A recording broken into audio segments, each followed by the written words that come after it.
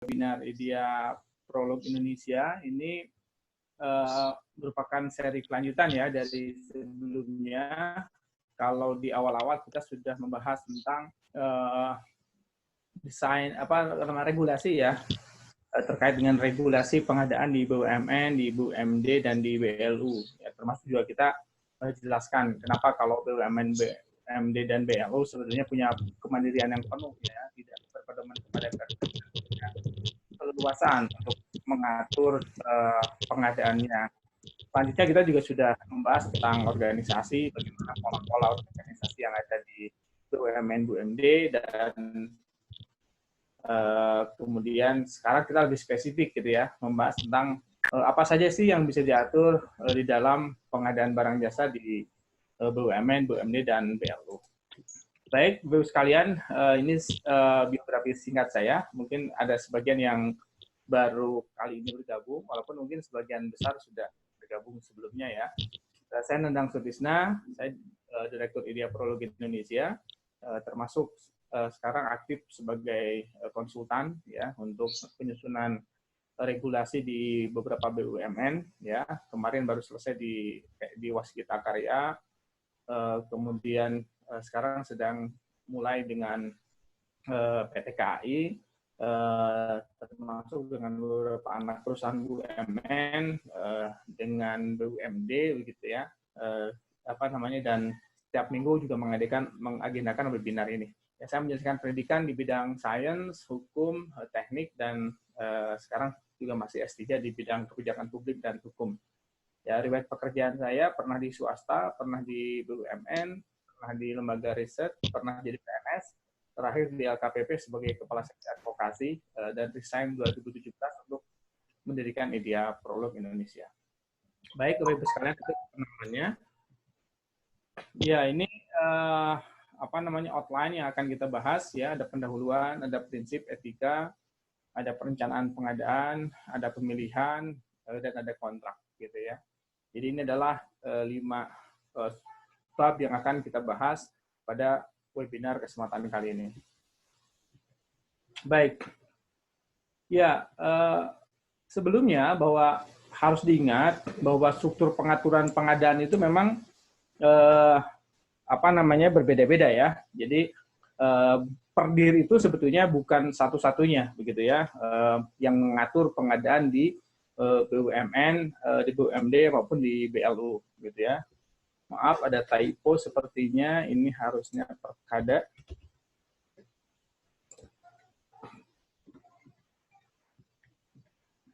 Ya, bahwa struktur pengaturan itu tidak satu ya. Jadi untuk BUMN ada peraturan menteri begitu ya, dan untuk BUMD dan BLU itu ada perkada ya. Urutan aturannya sudah saya jelaskan di kesempatan sebelumnya ketika kita membahas tentang regulasi pengadaan di BUMN, BUMD dan BLU. Karena itu sebetulnya maka kita bisa membagi peraturan itu, ada yang masuk ke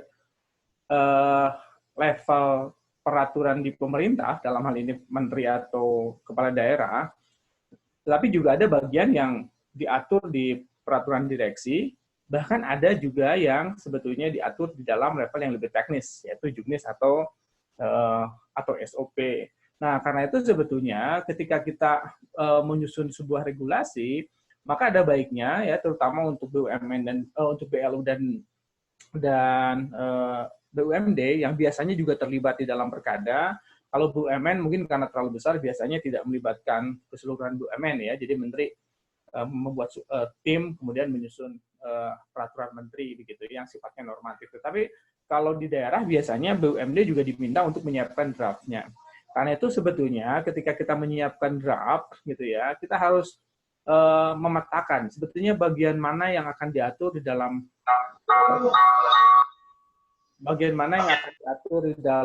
peraturan direksi, bagian mana yang akan diatur di dalam juknis dan SOP gitu ya. Sebagai contoh, biasanya di perkada itu ya atau di peraturan menteri juga itu sudah diatur mengenai hal-hal yang substantif, yang prinsipil gitu ya. Yang kedua tentang prinsip, gitu ya. Jadi etika prinsip ini diatur di sana. Ketiga adalah kebijakan. Nah, biasanya tiga hal ini sudah diatur di peraturan pemerintah yang mengatur BUMN dan BUMD. Ya, kalau di dan PLU. Kalau di BUMN ada peraturan menteri, menteri itu pemerintah gitu ya. Bukan badan usaha gitu ya, karena badan usahanya adalah BUMN-nya. Kemudian kalau di BUMD dan BLU itu ada perkada. Nah, biasanya prinsip, etika, dan kebijakan itu diatur di sana. Karena memang levelnya ada di level pemerintah. Karena itu sebetulnya bisa saja BUMN, BUMD, dan BLU ini tidak lagi mengatur itu. Jadi peraturan direksi itu langsung mengatur kepada sesuatu yang substantif. Bisa nggak mengulang mengatur kebijakan, mengatur prinsip, mengatur etika, mengatur kebijakan. Boleh saja kalau prinsip sebenarnya bersifat universal, tapi mungkin etika itu bisa diatur lebih rinci, gitu ya. Jadi ada larangan bahwa keluarga karyawan menjadi penyedia, gitu ya. Ada larangan pelaku pengadaan bertemu dengan calon penyedia dan seterusnya, ya. Etika-etika itu bisa diperkuat, gitu ya. Bagaimana dengan prinsip dan kebijakan? Nah, ini mungkin kalau prinsip bersifat universal, dia relatif sebetulnya tidak perlu ada perubahan, karena biasanya prinsip pengadaan sudah keseluruhan masuk ke peraturan menteri atau perkada itu ya. Nah, termasuk juga kebijakan. Sebetulnya memang kebijakan itu pendekatannya ada di pemerintah, bukan di badan usaha. Karena itu sebetulnya kita tidak perlu lagi ideanya membuat lagi kebijakan pengadaan internal gitu ya. Saya pikir sih kebijakan sudah ada di aturan peraturan menteri atau perkada, ikutin saja. Dan kalau sudah ditetapkan kebijakan di sana, itu tidak boleh dilanggar. Gitu ya. Ada kebijakan misalnya tentang produksi dalam negeri. Kalau di BUMN jelas ada kebijakan sinergi yang spesifik dengan BUMN gitu ya. Kalau di pemerintah ada UMKM, ada produksi dalam negeri dan seterusnya. Untuk perkada biasanya mirip dengan pemerintah gitu ya. Ada juga tentang usaha kecil, tentang ada penggunaan produksi dalam negeri, atau pemberdayaan vendor lokal umpamanya dan seterusnya gitu ya. Jadi itu diatur, dimungkinkan saja Perdir mengatur kembali prinsip etika dan kebijakan jika memang spesifik terkait dengan perusahaan dan memang ketika dianggap memang dibutuhkan gitu ya. Nah, selanjutnya setelah ada peraturan menteri untuk BUMN dan perkada untuk BUMD dan BLU, maka kemudian ada turunannya peraturan direksi. Nah, peraturan direksi ini juga berbagai macam ya, formatnya nanti saya jelaskan di slide berikutnya begitu ya. Tapi intinya kita harus melihat mana sih yang akan diatur di Perdir. Ya, saran saya untuk ketentuan kriteria itu diatur di Perdir. Tetapi bisnis proses, tata cara pengadaan, dari mulai perencanaan, bagaimana menyusun spek, bagaimana menyusun KAK, bagaimana tender, bagaimana pengadaan langsung, penunjukan langsung, itu mungkin sebaiknya ada di Juknis atau SOP gitu ya. Jadi sejak awal kita akan mencoba membagi ya, termasuk ada standar dokumen.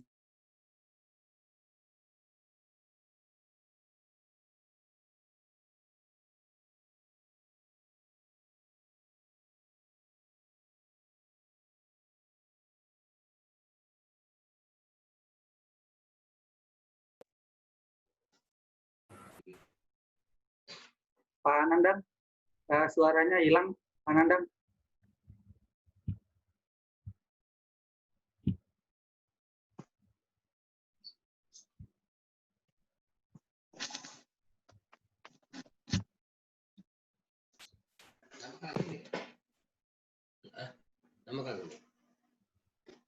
Ya, Bapak dan Ibu, mohon maaf, sepertinya Pak Nandang ada gangguan sinyal. Kita tunggu sebentar. Kita bicara kedengaran.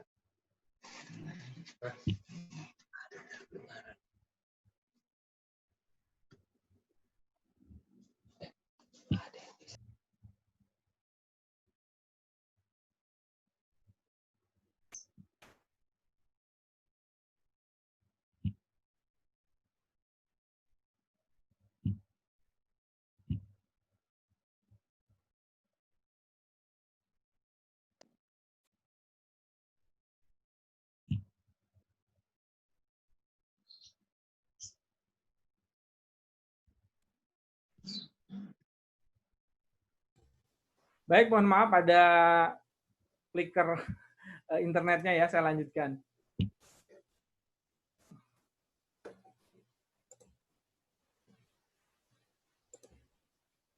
Baik, mohon maaf. Ya, ini ya, baik.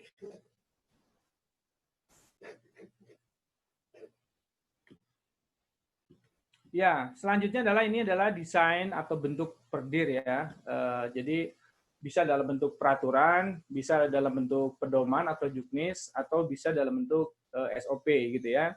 Ini yang saya sebut dengan peraturan itu adalah peraturan menteri atau peraturan kepala daerah gitu ya.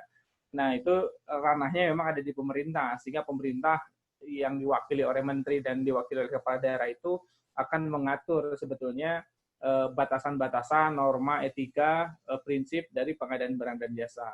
Selanjutnya baru di tataran pedoman atau juknis, ya, itu direksi akan mengatur ketentuan yang sifatnya internal.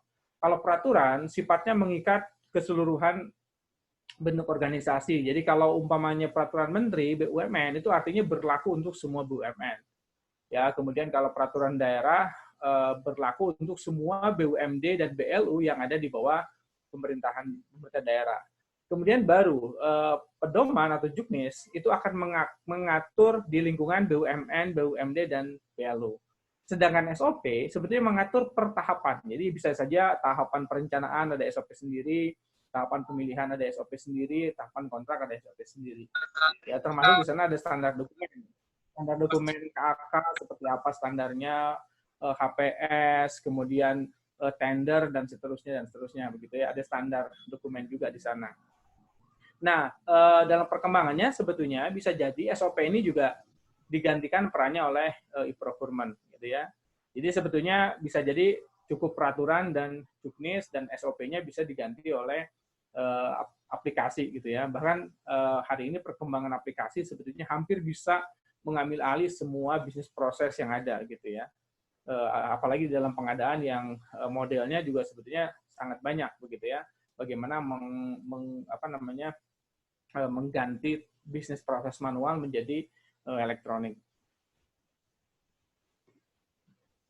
Selanjutnya bagaimana legal drafting-nya. Nah ini ya, memang ada suatu pola kalau saya lihat. Kalau di BUMN itu biasanya peraturan perdir di BUMN itu formatnya ya format pedoman gitu ya. Format pedoman, bahkan ada yang kumpulan SOP saja gitu ya. Bahkan ada yang SOP-nya cukup flow aja gitu ya. Tapi kalau di BUMD mungkin karena ya secara psikologis memang tanda kutip sangat dekat dengan pengadaan pemerintah, legal drafting-nya itu seperti Perpres ya, pakai pasal-pasal, bahkan sebagian besar atau bahkan kalau boleh disebut seluruhnya gitu ya, BUMD itu hampir rata-rata itu copy paste Perpres gitu ya. Nah, memang agak berbeda dengan BUMN. Kalau BUMN sejak awal dari legal drafting-nya, dari style-nya, dari cara pengaturannya itu sudah berbeda sekali dengan Perpres. Ya, karena bisa jadi BUMN memang punya aturan. Bahkan sebelum Perpres lahir, mereka sudah punya aturan sendiri sehingga evolusi perubahan aturannya itu sebetulnya dipengaruhi oleh pola atau cara awal menyusun peraturan direksi di BUMN. Tapi kalau BUMD, BLU, termasuk PDAM di dalamnya, karena rata-rata, bahkan mungkin hampir seluruhnya, itu membuat aturan setelah ada peraturan pengadaan pemerintah. Ya, dan karena memang menganggap bahwa tanda kutip gitu ya, BUMD itu bagian dari pemerintah bagi sebagian orang, sehingga seringkali adopsi Perpres. Bahkan kalau saya lihat dari banyak perdir di BUMD atau di BLU itu copy paste Perpres gitu ya. Bahkan ada yang copy paste hampir 100%, hanya menambahkan PA menyebutkan sebagai direktur gitu ya. KPA sebagai wakil direktur dan seterusnya. Tapi pengaturannya itu bahkan sama persis dengan Perpres gitu ya. Nah, ini yang perlu kita pahami gitu ya. Jadi sebenarnya badan usaha ini bukan pemerintah. Sehingga sebenarnya tidak menerbitkan peraturan dalam tanda kutip yang sifatnya mengatur publik, mengatur yang sifatnya luas gitu ya. BUMN, BUMD itu sebenarnya hanya bagaimana kita membuat suatu cara pengadaan gitu, yang akan mengikat diri sendiri gitu ya. Jadi tidak mengatur orang lain gitu ya. Karena itu sebenarnya pendekatannya membuat suatu aturan yang mudah dipahami itu bagaimana legal draftingnya. Ya bisa jadi dalam bentuk juknis, dalam bentuk SOP, atau bisa jadi aturannya ya cuma 3 lembar saja, sisanya dengan IPROK saja gitu. Bisa saja, atau 1 lembar saja, organisasinya pakai SK sendiri gitu, sedangkan sisanya full pakai IPROK, mungkin saja gitu ya. Jadi tidak ada masalah gitu. Karena apa? Karena bagaimana menciptakan suatu mekanisme pengadaan yang meningkatkan kinerja organisasi itu yang menjadi tuntutan dari BUMN, BUMD, dan BLU. Yang nyata-nyata ya regulasinya menyatakan itu dipisahkan gitu ya. Jadi politik hukumnya memang atau politik kebijakannya memang pengadaan di BUMN, BUMD, dan BLU itu dikeluarkan dari pemerintah. Kalau cocok pakai Perpres, ya politik hukumnya tidak akan dikeluarkan. LKPP akan bilang bahwa PDAM, BUMD, BLU semua ikut Perpres. Tetapi karena sebetulnya para pembuat kebijakan sendiri di pusat, di LKPP atau di kementerian, itu memandang bahwa organisasi BUMD, BLU ini berbeda gitu dan tidak mungkin bisa 100% fit dengan Perpres gitu ya. Walaupun ya agak ironis gitu, pembuat kebijakan politik hukum politik kebijakannya begitu dan sudah ditentukan seperti itu di regulasi, tapi banyak tafsir di lapangan yang menyatakan bahwa BUMD dan BLU ikut ke Perpres gitu ya. Jadi agak paradoks, yang bikin aturan sendiri bilang tidak ikut ke Perpres, tapi yang tidak terlibat dalam regulasi itu bilang bahwa harus ikut ke Perpres gitu ya. Ya jelas-jelas punya aturan tersendiri gitu ya. Nah, kalau di BUMN memang relatif isu itu hampir tidak ada gitu ya. Nah, isu di BUMN sebetulnya tinggal bagaimana memperkaya metodologi khasanah pengadaan yang bisa meningkatkan kinerja gitu ya. Karena di BUMN juga masih banyak prosedur-prosedur yang bottleneck gitu ya. Jadi di dalam konteks pengaturan pengadaan di BUMN, BUMD, BLU sebenarnya bukan membuat aturan dulu baru diikuti aturan itu. Tapi merumuskan dulu sebetulnya tata cara seperti apa yang ideal kita lakukan di dalam rangka meningkatkan kinerja. Setelah bisnis proses itu kita bangun kerangkanya, kemudian baru kita analisis. Ada nggak yang berbenturan dengan ketentuan, dengan etika, dengan prinsip, dan ada potensi dengan fraud dan seterusnya. Kalau ada, bagian-bagian itu diperbaiki, gitu ya. Tetapi kalau setelah itu dilakukan, gitu ya, maka bisnis proses ideal yang kita susun itu yang akan dituangkan di dalam aturan. Jadi bukan sebaliknya, bikin aturan dulu, kemudian bisnis proses itu dipaksa ikut kepada aturan itu, gitu ya. Padahal kita tidak tahu persis aturan itu cocok nggak sih buat kita, gitu. Ya. Selanjutnya adalah ini masuk ke pendahuluan ya. Ada konsideran. Konsideran ini kalau di BUMN biasanya lebih sederhana gitu ya. Mereka hanya mengacu kepada peraturan menteri saja. Bahkan kalau anak perusahaan sebenarnya tidak ada keharusan ikut Permen. Karena di Permen sendiri untuk anak perusahaan BUMN itu boleh ikut, boleh tidak gitu ya. Bahkan defaultnya tidak ikut. Kalau mau ikut baru ditetapkan oleh RUPS gitu ya. Itu Permen BUMN-nya. Jadi tanda kutip anak BUMN ini sudah swasta betul gitu ya. Kan itu konsiderannya lebih pada konsideran internal kalau di BUMN. Ya. Kalau Permen pasti masuk ya. Peraturan Menteri BUMN pasti masuk konsideran untuk BUMN. Untuk anak BUMN, ya sebetulnya aturan induknya yang mengatur anak perusahaannya seperti apa itu yang jadi konsideran. Ya, tapi saya lihat di BUMN rata-rata untuk anaknya ya dilepas aja gitu. Artinya diberikan kewenangan kepada anak untuk mengatur. Ketika dilepas sebetulnya ya konsiderannya juga internal sifatnya gitu. Nah, bagaimana untuk BUMD? BUMD ini beda gitu ya, karena kalau BUMD, aturan pengadaan BUMD dan BLU ini diatur di level PP ya, peraturan pemerintah. Jadi di PP tentang BUMN 54/2017 memang di sana dijelaskan bahwa diatur oleh Perkada gitu ya. Tapi dia pun tidak mengatur teknisnya, hanya memberikan kewenangan dan perintah gitu ya. Memberikan kewenangan dan perintah kepada kepala daerah untuk menyusun aturan pengadaan di BUMD. Nah, Perkada inilah yang jadi konsideran. Nah, undang-undang yang lain, undang-undang keuangan negara, undang-undang peraturan tentang konstruksi dan lain-lain semestinya tidak perlu masuk. Bahkan kalau menurut saya, Perpres sendiri pun tidak perlu jadi konsideran. Ya. Dalam pengertian sebenarnya Perpres itu hanya literatur saja gitu ya, ada beberapa konsep yang kita ambil, tapi konsideran dalam pengertian aturan yang mendelegasikan atau yang memerintahkan itu pun tidak sebenarnya ya, karena lebih cocok kepada perkadaannya gitu ya untuk BUMD, termasuk juga untuk PLU. Jadi tidak semua ada yang terkait. Ini kan seringkali konsideran ini apapun yang terkait walaupun agak jauh gitu itu dimasukin semua, karena itu di BUMD atau BLU itu ada konsideran yang 3 lembar, saking banyaknya. Semua aturan perusahaan itu dimasukkan ke dalam konsideran. Padahal sebenarnya tidak perlu seperti itu. Sebagai contoh, coba lihat Perpres, konsiderannya. Perpres 16 2018, konsiderannya cuma 2. Undang-Undang 1 dan Undang-Undang 30, ya, tentang perbedaan negara dan tentang administrasi pemerintahan. Walaupun saya merasa sebenarnya mestinya juga memasukkan Undang-Undang Pemda. Karena bukan hanya APBN yang diatur, gitu ya, karena terminologi PA KPA untuk daerah itu adanya di PP Keuangan Daerah gitu ya. Jadi tapi ya tidak apa-apa lah ya, tapi konsideran itu idealnya adalah yang betul-betul menjadi sandaran karena ada pelimpahan kewenangan atau perintah untuk menindaklanjuti penyusunan aturan itu. Kemudian definisi. Nah, di BUMN memang rata-rata istilah organisasinya berbeda ya. Tidak menyebut PPK gitu, Pokja, ULP, UKPBJ dan seterusnya seperti istilah di pengadaan pemerintah ya. Mereka punya istilah sendiri dan biasanya di BUMN itu adalah melekat pada jabatan strukturalnya gitu ya. Walaupun ada istilah generik seperti pengguna itu adalah SVP atau kepala atau GM atau manajer dan seterusnya begitu ya. Nah, sebetulnya sih definisi ini ya secara normatif untuk BUMN ya bergantung kepada desainnya gitu ya. Tapi yang jelas patokannya di Permen BUMN. Nah, yang menarik adalah di BUMD dan BLU ya. Istilah yang digunakan sama persis dengan di pemerintah. Pakai PA, KPA gitu. Padahal di BUMD tidak ada PA, KPA. Yang ada di BUMD itu adalah direksi gitu ya. Jadi PA, KPA itu ya hanya ada di keuangan KLPD gitu ya, pengelolaan keuangan KLPD, Kementerian, Lembaga dan Pemerintah Daerah. Sedangkan di BUMD sebenarnya tidak ada terminologi itu. Itu dilahirkan di perdirnya. Ada PA, KPA, ada PPK, bahkan ada yang menyebut UKPBJ gitu ya, atau ULP gitu.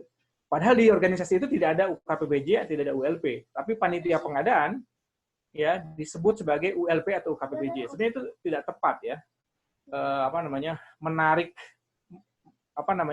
Menarik gerbong Perpres gitu serta merta ke dalam perdir di BUMD gitu atau di PDAM sebenarnya tidak tepat gitu ya, tidak selalu tepat lah ya, begitu. Jadi definisi pun harusnya mandiri sesuai dengan lingkup pengadaan baik di BUMN, di BUMD dan di BLU. Nah, kemudian maksud tujuan. Bapak sekalian, maksud dan tujuan pengadaan itu berbeda-beda. Jadi kalau kita membaca literatur jelas sekali bahwa untuk public procurement sifatnya itu pemerintah. Ya, kalau bahasa di literatur itu adalah harus mencerminkan benefit sebesar-besarnya untuk publik ya. Dan harus memperhatikan pertanggungjawabannya kepada pembayar pajak gitu ya. Jadi public procurement itu memang pertimbangannya pada benefit. Benefitnya itu adalah benefit kebijakan pemerintah. Gitu ya. Karena itu usaha kecil, tender harus selalu dibuka gitu ya, harus selalu transparan dalam pengertian yang seluas-luasnya gitu. Sedapat mungkin program-program pemerintah yang lain terakomodasi, termasuk aturan pajak sangat ketat dan seterusnya. Kenapa? Karena sebetulnya pengadaan pemerintah itu untuk layanan publik. Di sana tidak ada profit, gitu ya. Tetapi beda dengan di BUMN, BUMD dan BLU. Ya, walaupun saya pernah jelaskan ya secara kelembagaan perbedaannya dan seterusnya gitu, saya tidak akan ulangi di sini. Tapi yang jelas bahwa di BUMN, BUMD dan BLU itu ada proses untuk mendapatkan hak uang ya. Walaupun kalau BLU itu not profit ya, tidak ditujukan untuk keuntungan. Tetapi kalau saya lihat profilnya, sebagian besar BLU itu ya 80-90% anggaran pengadaannya ya sebetulnya dari penghasilan usahanya. Ya. Bahkan seluruh operasionalnya dari sana. Karena biasanya kalau dari APBD itu lebih kepada aset gitu ya, bukan untuk operasional, sehingga dalam prakteknya semestinya itu cenderung fleksibilitasnya daripada ke Perpresnya untuk PLU. Ya. Nah, maksud tujuannya Kalau untuk BUMN, BUMD adalah tentu saja dalam konteks peningkatan kinerja bisnis. Jadi efisiensi dan efektivitas itu menjadi penting gitu ya. Karena kan sering ada perdebatan, boleh nggak ini, boleh nggak itu. Sebetulnya banyak sekali yang boleh gitu ya. Tetapi seringkali karena ukurannya pengadaan pemerintah, jadi seolah-olah tidak boleh gitu ya. Selanjutnya ruang lingkup pengadaan. Nah, ini juga berbeda ya. Kalau di pemerintah dengan di BUMN, BUMD dan BLU. Ya. Pemerintah jelas APBN, APBD. Artinya DIPA, DPA, BUMN, BUMD.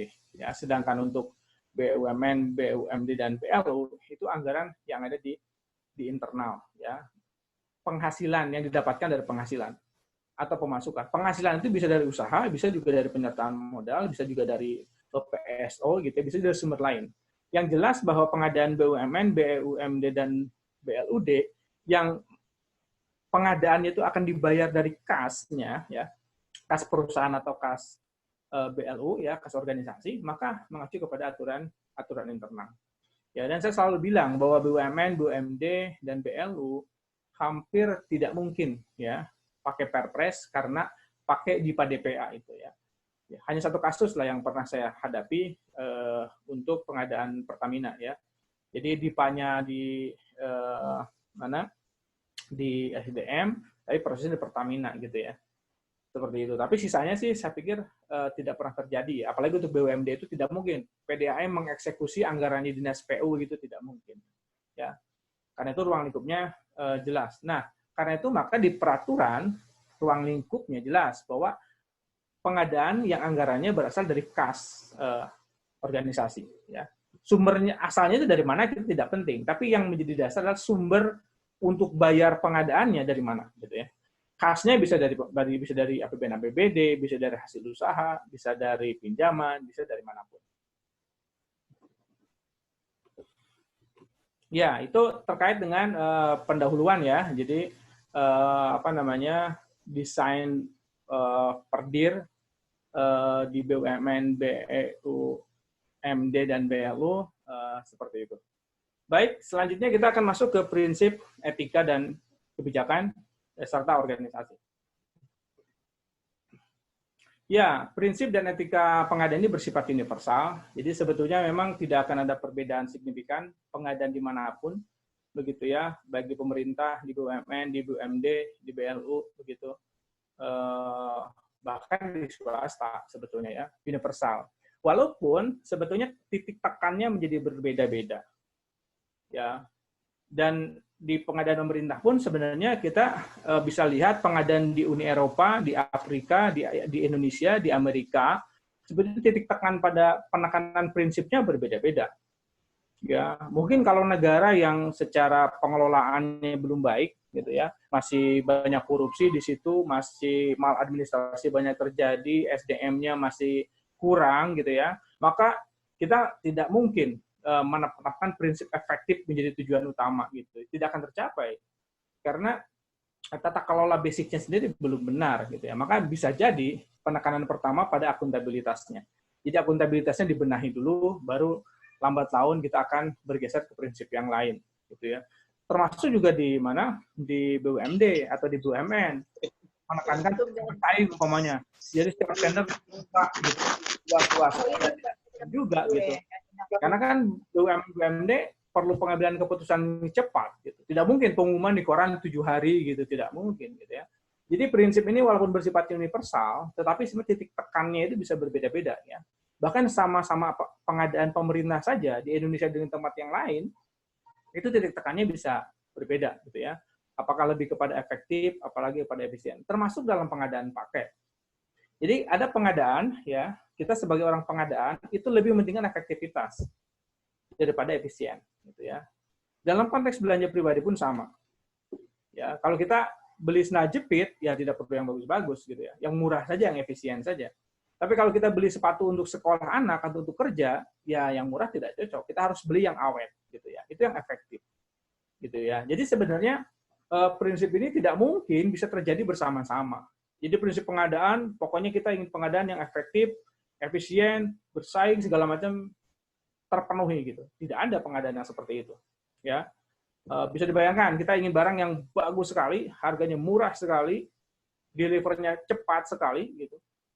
Ya nggak ada barang seperti itu, ya. Karena itu kita harus bijak melihat prinsip pengadaan. Yang tidak boleh adalah pelanggaran pada etika, pada integritas. Gitu ya. Jadi kalau etika, fraud, suap, dan sejenisnya, itu tidak ada alasan. Apapun itu tidak boleh. Seandainya pengadaannya dikelola dengan sangat baik pun, sangat kompetitif, sudah selesai baru dapat sesuatu, tetap tidak boleh. Gitu ya. Karena itu kita harus bijak melihat prinsip dan etika itu. Ya. Yang tidak boleh dilanggar itu etika. Tapi kalau prinsip, itu seringkali kita harus menentukan prinsip mana yang lebih dominan di dalam pengadaan itu. Contoh, di pemerintah ada penunjukan langsung. Penunjukan langsung itu titik tekannya lebih kepada efektif. Harus sesuai dengan waktu. Gitu ya. Apakah dia efisien? Kemungkinan tidak efisien. Kalau kita ingin barang dengan cepat, memang peluangnya untuk mendapatkan barang yang murah kecil gitu ya. Tapi tujuannya memang bukan itu. Bagaimana dengan katalog umpamanya? Katalog sifatnya efisiensi karena itu kan dikonsolidasi, digabungkan supaya dapat murah gitu ya. Supaya dapat murah. Tapi dari sisi waktu ya orang-orang yang butuh cepat harus menunggu gitu karena dianggapnya bareng-bareng gitu. Jadi pemenuhan kebutuhan dianggap serentak padahal kebutuhan sendiri waktunya tidak serentak gitu ya. Ini contoh gitu. Jadi ada situasi prinsip dan etika prinsip ini titik tekannya tidak selalu harus pada efisien karena itu sebetulnya pengadaan terbaik tidak selalu pengadaan yang termurah gitu ya. Tetapi kalau etika sifatnya itu mutlak ya. Terkait dengan integritas gitu ya, anti korupsi dan seterusnya itu mutlak sifatnya. Nah, ini standar ya kalau untuk etika pengadaan efektif, efisien, transparan, terbuka, adil, akuntabel dan bersaing.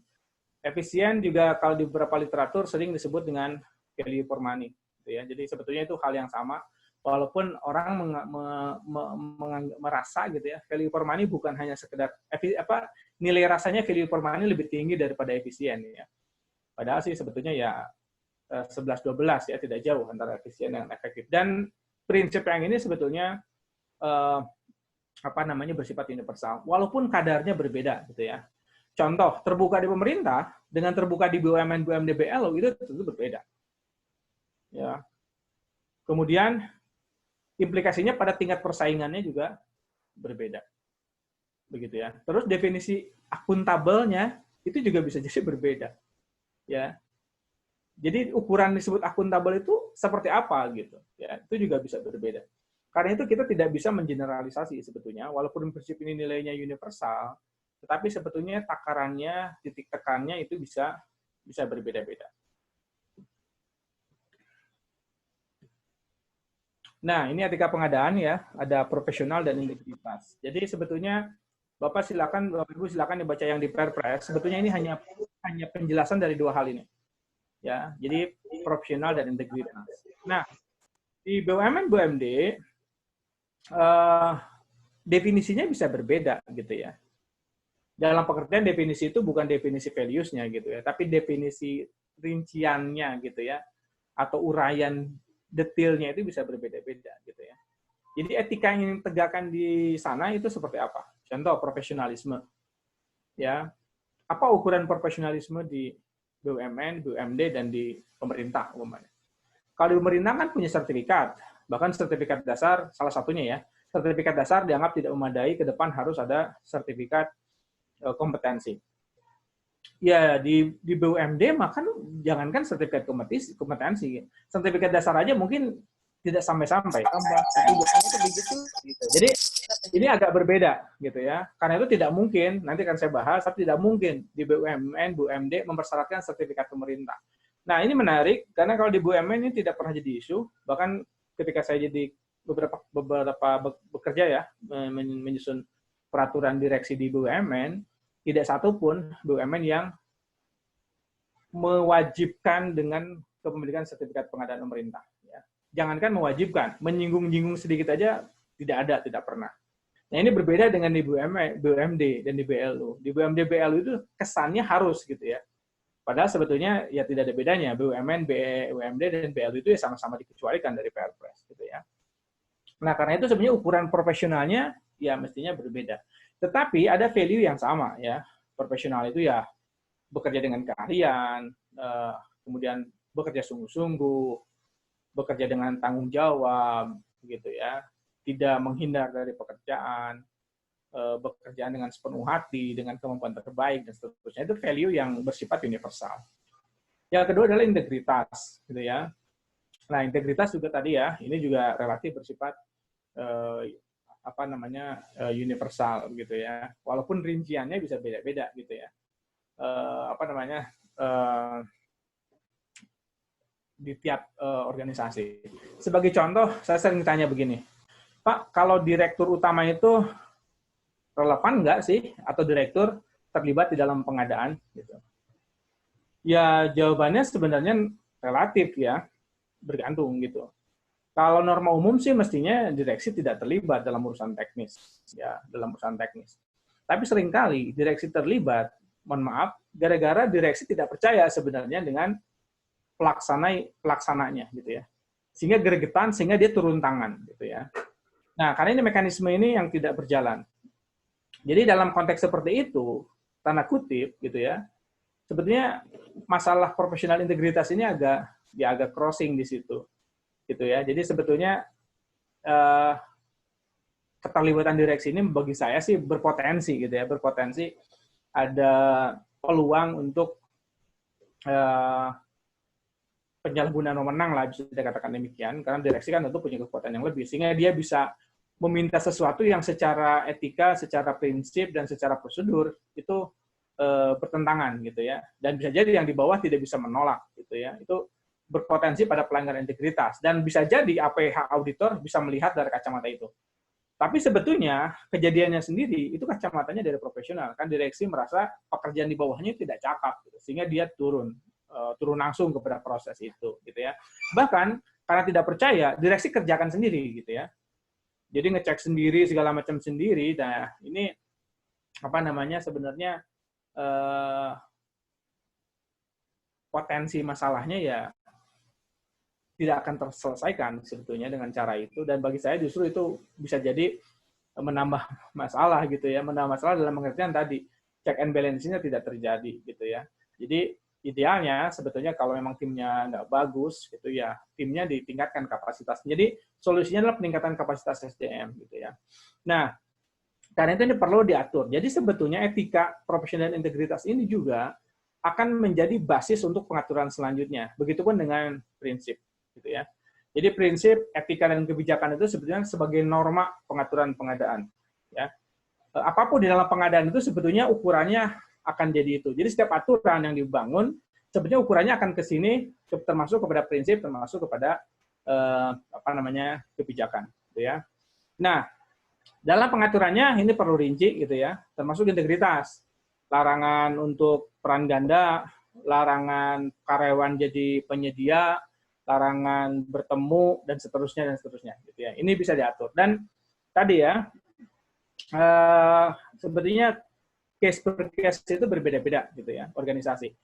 Kalau di BUMN masih ada direktur yang terlibat, ya, kalau di BUMN, tapi ada juga, banyak juga yang tidak terlibat. Kalau dalam konteks ini BUMN agak mirip.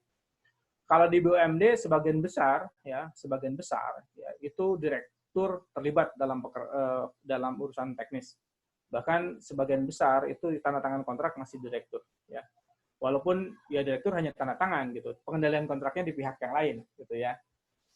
Di BUMN juga masih banyak, tapi juga ada yang BUMN maupun BUMD yang sudah termasuk BLU yang sudah pure dipisahkan. Artinya direksi memang sebetulnya tidak terlibat kepada proses-proses yang rinci.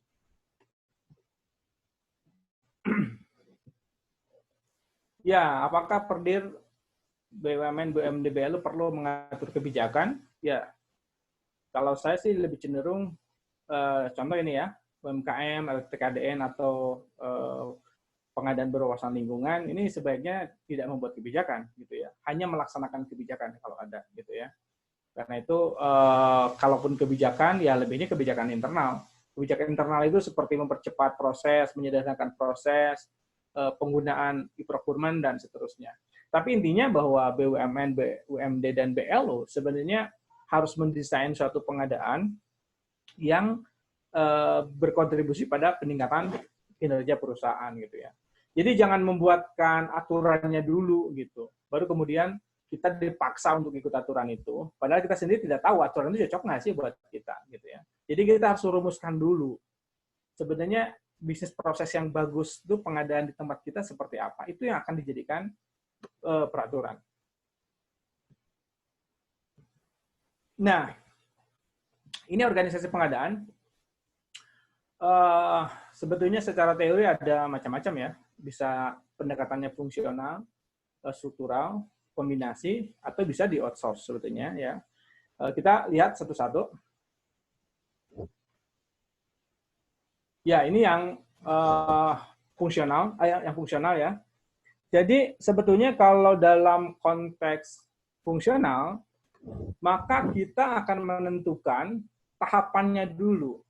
Gitu ya, tahapannya dulu, ada perencanaan, ada persiapan, ada pemilihan, ada kontrak, ada serah terima. Selanjutnya, siapa yang akan melaksanakan? Nah, dalam pendekatan fungsional, siapanya ini didasarkan kepada keahlian personil, gitu ya. Jadi profesionalisme dalam konteks keahlian. Jadi siapa yang akan melakukan perencanaan? Ya, orang yang dianggap paling paham melakukan perencanaan. Ya, termasuk untuk persiapan, pemilihan, kontrak, dan serah terima. Jadi sebetulnya penentuan organisasi pengadaan itu tidak dihubungkan dengan struktur, gitu ya. Tidak dikaitkan dengan struktural, gitu ya. Ini fungsional saja. Nah, di swasta ini biasanya seperti ini. Bahkan kalau di swasta, apalagi swasta kecil, sebetulnya ya pemilihan kontrak dan serah terima itu dilakukan oleh orang yang sama. Ya. Termasuk persiapan. Jadi user gitu ya, itu hanya menentukan saya butuh barang ini gitu. Sisanya itu bagian pengadaan yang mengurus. Dari mulai persiapan pengadaannya, pemilihannya, dia berkontrak gitu ya, dia serah terima juga gitu. Seperti itu. Tapi kalau di BUMN, di BUMD, di BLU ya kita harus mempertimbangkan banyak hal gitu ya. Karena itu bisa jadi yang pure seperti ini yang tidak ada kalau di mana di BUMN, di BUMD dan di BLU gitu ya. Jadi kalau pure ke fungsional itu tidak ada ya. Termasuk di pemerintah ya. Di pemerintah itu seperti PA KPA itu struktural. Tapi PPK fungsional gitu ya. ULP dia struktur yang permanen. PPHP dia fungsional lagi. Jadi hibrid kalau di pemerintah itu ya. Tapi sebetulnya kalau secara teori bisa pure fungsional seperti ini gitu ya. Nah, tinggal kalau seperti ini baru kita akan menentukan siapa dan kriterianya apa. Ya. Kalau fungsional itu harus ada kriteria, kalau struktural jangan ada kriteria. Nah, ini seringkali agak confused. Dia organisasinya berbasis struktural, di BUMD terutama ya, kalau di BUMN sih biasanya tidak terjadi, tapi ada syaratnya. Jadi PPK harus punya sertifikat, padahal melekat ke struktural. Nah, ini kan secara konsep tidak pas sebetulnya. Kalau melekat pada struktural, kriteria orangnya akan ditentukan. Kriterianya cukup, ya strukturnya itu otomatis menjadi pelaksana pengadaan gitu ya. Tapi kalau disyaratkan lagi seperti fungsional, ini agak rancu. Jadi kalau fungsional, siapa dalam pengertian kompetensi, pemilikan sertifikat, pengalaman, dan lain menjadi penting gitu. Karena pendekatan fungsional adalah keahlian, bukan struktur. Nah, ini yang struktur ya. Kalau struktur, sebetulnya ya melekat. Jadi setiap pejabat struktural, otomatis, bukan Pokja ini mungkin ya, bagian pengadaan ya, procurement unit maksudnya ya. Jadi yang Pokja ini maksudnya procurement unit. Jadi kalau struktural, itu melekat pada direksi. Tinggal tupoksinya yang diatur. Direksi tupoksinya apa? SPV atau KB, apakah manajer gitu ya. Biasa kalau di pemerintah, kalau di BUMN istilahnya sudah seperti swasta, bahkan biasanya pakai bahasa Inggris istilahnya. Tapi kalau di BUMD, apalagi BLU, istilahnya sama dengan pemerintah gitu ya. Ada kepala bidang, kepala subdit atau kepala seksi, kepala bagian, kepala subbagian dan seterusnya gitu ya. Kemudian tupoksinya gitu. Kemudian Pokja ini UKPBJ atau ULP kalau di pemerintah, kalau di BUMD, BUMN, procurement unit, atau biasanya pakai istilah SCM dan logistik kalau di BUMN gitu ya, walaupun tidak seluruh, ya sebagian besar begitu. Kalau di BUMD biasanya bagian pengadaan gitu ya. Istilahnya masih relatif dekat ke pemerintah kalau di BUMD. Gitu, dan untuk serah terimanya adalah kepala unitnya, atau bisa jadi juga ke SPP, ke Kabid, dan ke Kasih lagi gitu ya. Nah, kalau struktur pendekatan organisasi struktural seperti ini, maka kemudian kita menentukan tupoksinya. Kalau sudah seperti ini, jangan ada kriteria direksi apa atau kriteria PPK apa gitu ya. Melekat ke struktur ya tidak perlu kriteria. Otomatis kan pejabat di struktur itu otomatis menjadi pejabat pengadaan gitu ya. Seperti itu. Tinggal kita menentukan saja tupoksinya. Ya, jadi direksi tupoksinya apa? Apa namanya, SPV apa, Pokja apa, atau unit pengadaan dan panitia pengadaan apa, dan kepala unit atau satker, kepala satker apa gitu ya. Jadi kalau struktural itu tupoksi yang kemudian perlu disusun. Ya. Oh ya, untuk struktural itu bisa jadi ya, contoh ini, direksi mengesahkan perencanaan atau tanda tangan kontrak, gitu ya. Yang saya tidak sarankan sebetulnya direksi tanda tangan kontrak, tapi ada banyak sekali yang seperti ini di BUMN, di BUMD, termasuk BLU. Kemudian yang level manajerial, SPV, Kabid, Kasih, GM, atau manajer, itu menyusun perencanaan, persiapan, atau kontrak. Ya. Kemudian pemilihan dan K-unit, gitu ya. Jadi, maaf, ini bukan struktural ya, ini hibrid ya.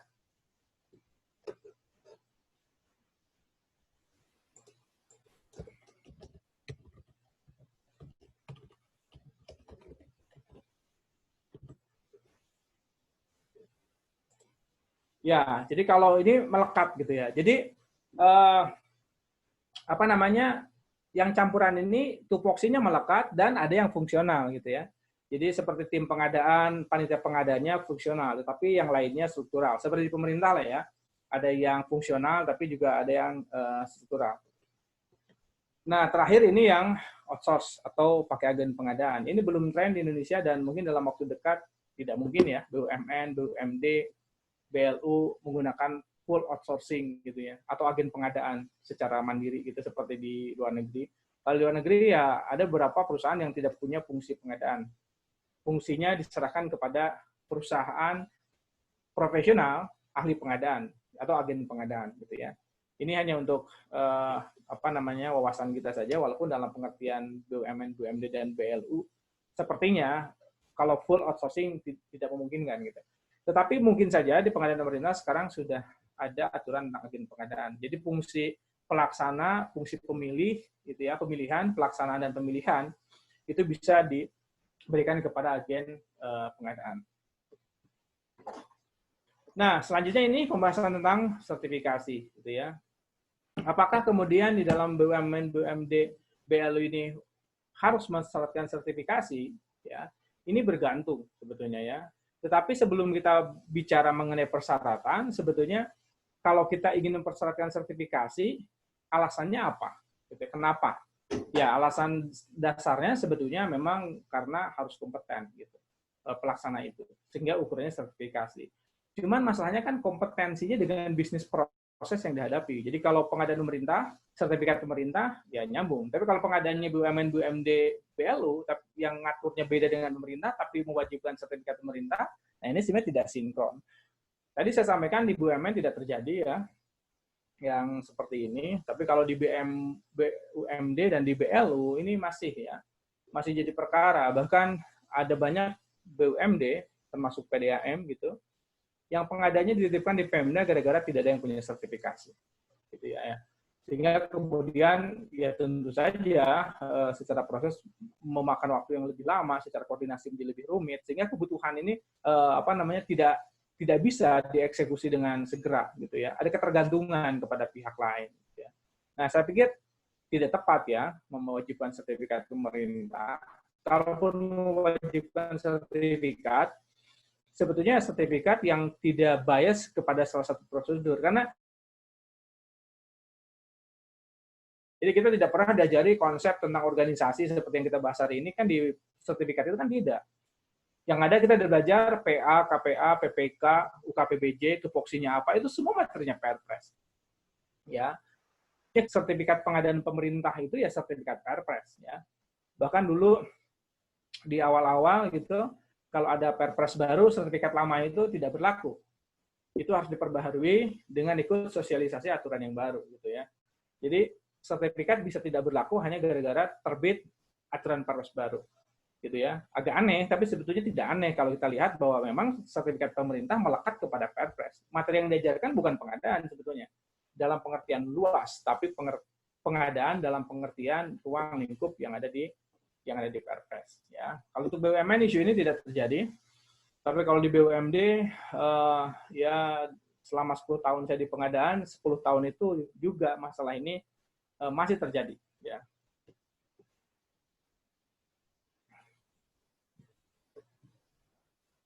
Baik, sebelum kita lanjut, Pak Agung, mungkin kita buka dulu sesi tanya jawab. Baik, terima kasih Pak Nandang. Silakan Bapak Ibu untuk sesi tanya jawab pertama. Yang ingin bertanya silakan di unmute speakernya atau raise hand. Nanti saya beri kesempatan secara bergiliran. Silakan.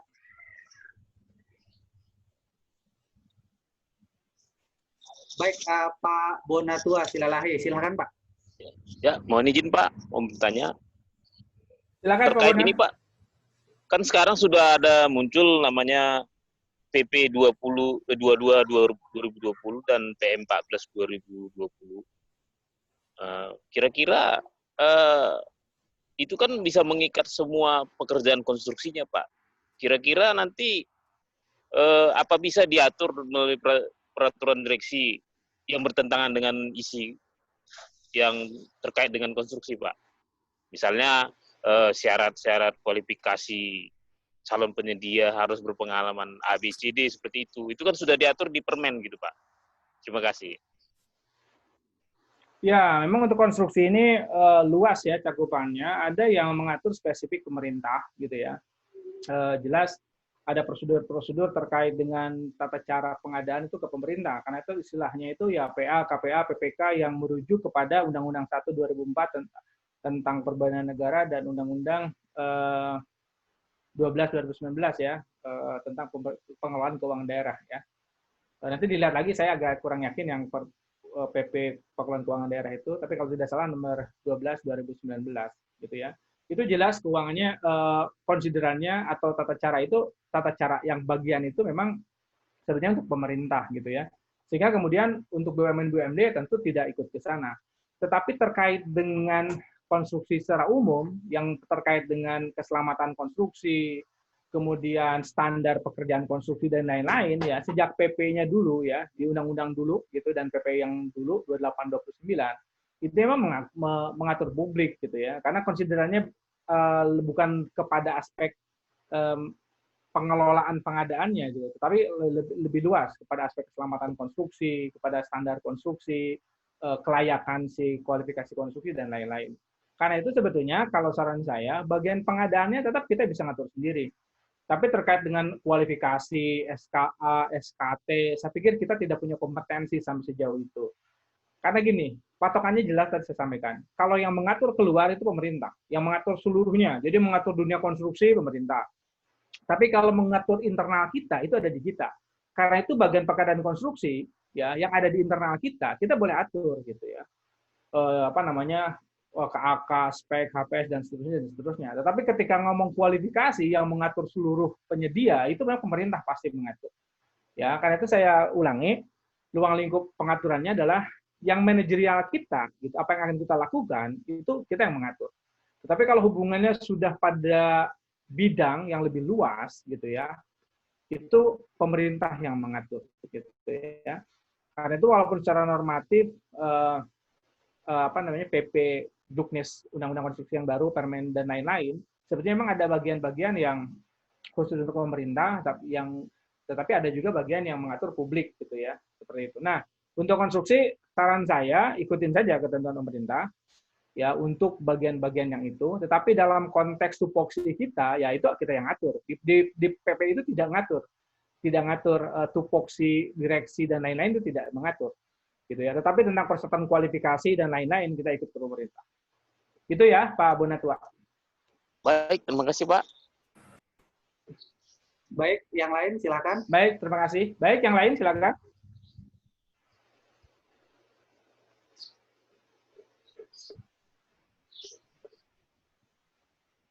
Belum ada Pak Nandang, kita mungkin dilanjut saja. Baik, kalau tidak ada, saya lanjutkan ya. Ya, baik, saya lanjutkan kalau begitu.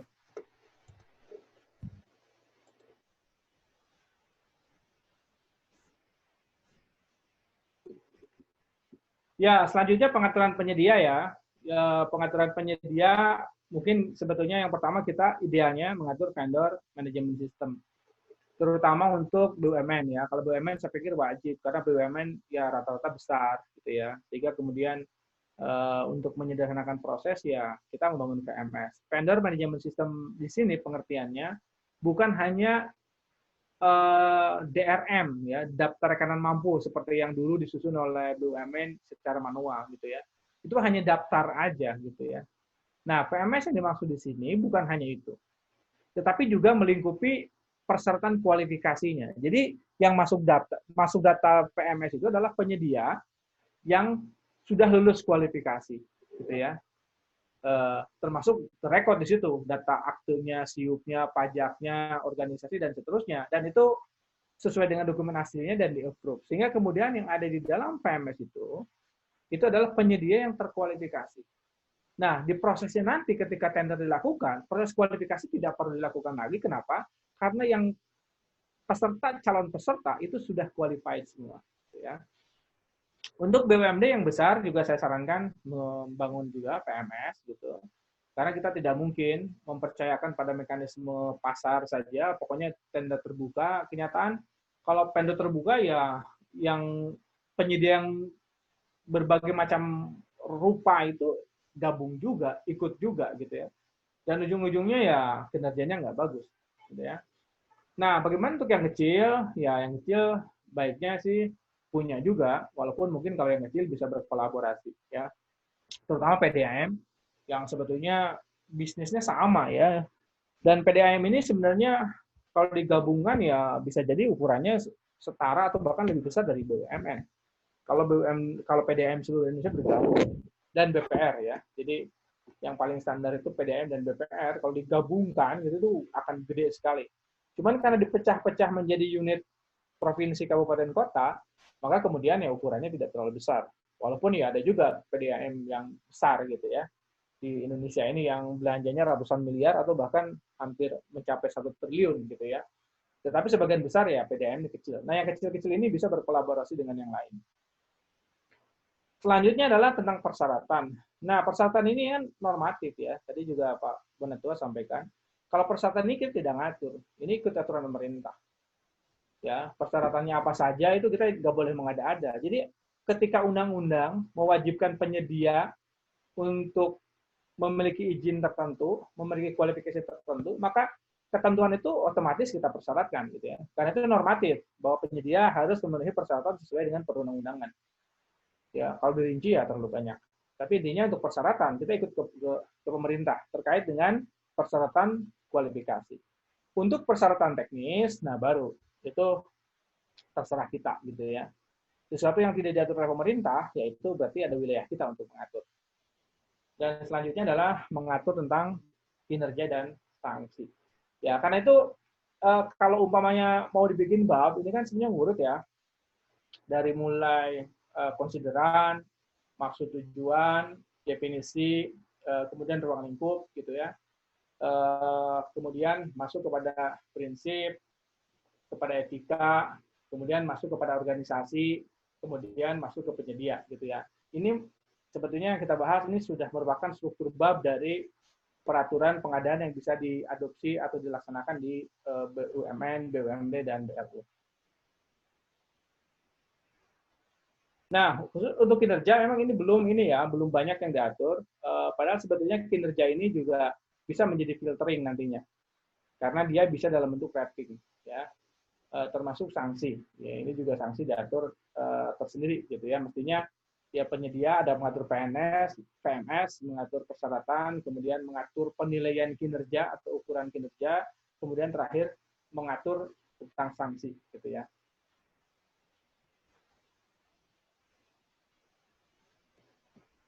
Nah, ini perencanaan gitu ya. Jadi kalau dari subbab kita di bab perencanaan akan mengatur KAK, spesifikasi, RAB dan pemaketan. Begitu. Nah, pertanyaannya apakah semua pengadaan harus pakai KAK atau cukup dengan spesifikasi ya. Ini juga sering ditanyakan, Pak, kalau untuk barang yang sudah standar, apakah boleh kami tidak menyusun KAK? Ya tentu saja boleh gitu ya. Karena sebetulnya KAK spesifikasi ini kaitannya adalah dengan lingkup, gitu ya, ruang lingkup teknis. Jadi karakter teknis apa yang harus dimiliki oleh barang jasa yang ingin kita adakan, gitu ya. Itu. Karena itu maka kemudian ini perlu diatur. Nah, bagaimana cara menyusun KAK, siapa yang mengerjakan, siapa yang menetapkan, isinya apa, itu bergantung gitu ya, pengaturannya. Termasuk apakah KAK harus dikerjakan semua, apakah hanya untuk non barang saja, untuk barang cukup spek saja, apakah kalau yang rinci kita bilang yang rutin tidak perlu bikin KAK, cukup spesifikasi. Sebenarnya boleh saja kita mengatur demikian. Nah, filosofinya kenapa kita harus mengatur KAK dan spek? Filosofinya supaya kita tidak salah mendapatkan barang yang dibutuhkan. Jadi kalau dalam prakteknya dengan spek saja sudah cukup, ya sebenarnya sudah cukup, tidak perlu KAK. Ya. Gitu. Nah, di Perpres sekarang KAK garing spesifikasi. Sebetulnya kalau di banyak literatur ya KAK itu untuk jasa dan spek itu untuk barang. Jadi sebenarnya KAK dan spek ini bisa saling menggantikan gitu ya. Nah, dalam pengaturannya bagaimana ya bergantung kepada kondisi organisasi. Nah, memang pengaturan di organisasi ya memang banyak alasan. Seringkali juga bukan karena alasan substantif mengatur bisnis proses yang paling bagus. Juga seringkali menjadi treatment karena pelaku pengadaan dianggap asal-asalan gitu ya. Jadi aturan itu semakin rinci karena kalau tidak dirinci Pak asal-asalan. Nah, ini agak susah memang ya. Karena itu sebetulnya saya sampaikan lagi bahwa pengaturan pengadaan itu ya bergantung pada karakteristik organisasi. Kalau di organisasinya sudah pada jago, pada ahli, sebenarnya tidak perlu aturan yang rinci. Gitu ya. Kalau umpamanya sebaliknya, sebagian besar adalah tenaga administrasi yang tidak paham pengadaan, ya mungkin aturannya jadi lengkap. Gitu ya. Jadi semua dirinci. Gitu ya. Jadi semua dibimbing. Cuman kelemahannya, aturan yang rinci memang menutup peluang improvisasi atau inovasi. Gitu ya. Tetapi kelebihannya dia memberikan pedoman yang lengkap, yang jelas dan rinci. Gitu ya. Lalu ada plus minus. Karena itu kita harus melihat kondisi organisasi. Baik, selanjutnya adalah RAB, gitu ya. Bagaimana mengatur RAB? Ada juga RAB yang sekaligus jadi HPS, gitu ya. Jadi ada ketika di perencanaan RAB itu disusun dengan survei harga pasar di beberapa BUMN atau BUMD. Maka sebetulnya RAB itu juga berfungsi sebagai HPS sebetulnya. Bisa diatur demikian gitu ya. Kemudian pemaketan gitu ya. Sebetulnya pengaturan pemaketan ini filosofinya ya efektif efisien gitu ya. Jadi penegasannya bukan pada larangan pemecahan atau penggabungan gitu ya. Sepanjang pemaketan itu dilakukan secara efektif efisien, maka sebetulnya ya pengaturan itu dianggap sudah benar gitu ya, sudah baik gitu. Ya. Nah, ini bab-bab yang ada di perdirnya ya. Nah, bagaimana kalau umpamanya di BUMN atau di BUMD itu ada yang BUMN BUMD itu untuk trading, untuk perdagangan. Atau BUMN BUMD yang kontraktor. Ya. Nah, kan tidak bisa. Kalau BUMN-nya kontraktor harus bikin KK, bikin spek, RAB, pemaketan seperti ini kan tidak bisa. Termasuk untuk trading. Jadi BUMN, BUMD yang dagang, jualan. Gitu ya. Nah, tidak bisa. Bagaimana mengatur ini? Nah, kita tidak mungkin untuk kebutuhan trading, kebutuhan proyek, mengatur seperti kebutuhan internal. Seperti pemerintah. Ya. Karena itu maka kita harus fleksibel. Gitu ya. Perlu nggak untuk pengadaan BUMN, BUMD yang dia bekerja mencari proyek atau jadi kontraktor kasarnya ya, jadi kontraktor atau jadi pedagang gitu ya, untuk kebutuhan trading, menyusun KK spek gitu. Ya tidak mungkin. Nah, karena itu maka pengaturannya yang harus kita atur gitu ya. Jadi kalau untuk kebutuhan trading, KK dan spek ini bukan disusun tetapi mengacu kepada kontrak yang diberikan oleh pemberi kerja, ya, oleh klien, gitu ya, contohnya seperti itu. Bagaimana dengan RAB? RAB itu beda dengan RAB di DPA atau mengacu ke RKAP, tidak. RAB ini akan mengacu kepada estimasi biaya yang sudah ditetapkan sejak kita atau BUMN-BUMD ini ikut tender atau ikut proses di calon pemberi kerja. Gitu ya. Maka itu akan jadi RAB-nya.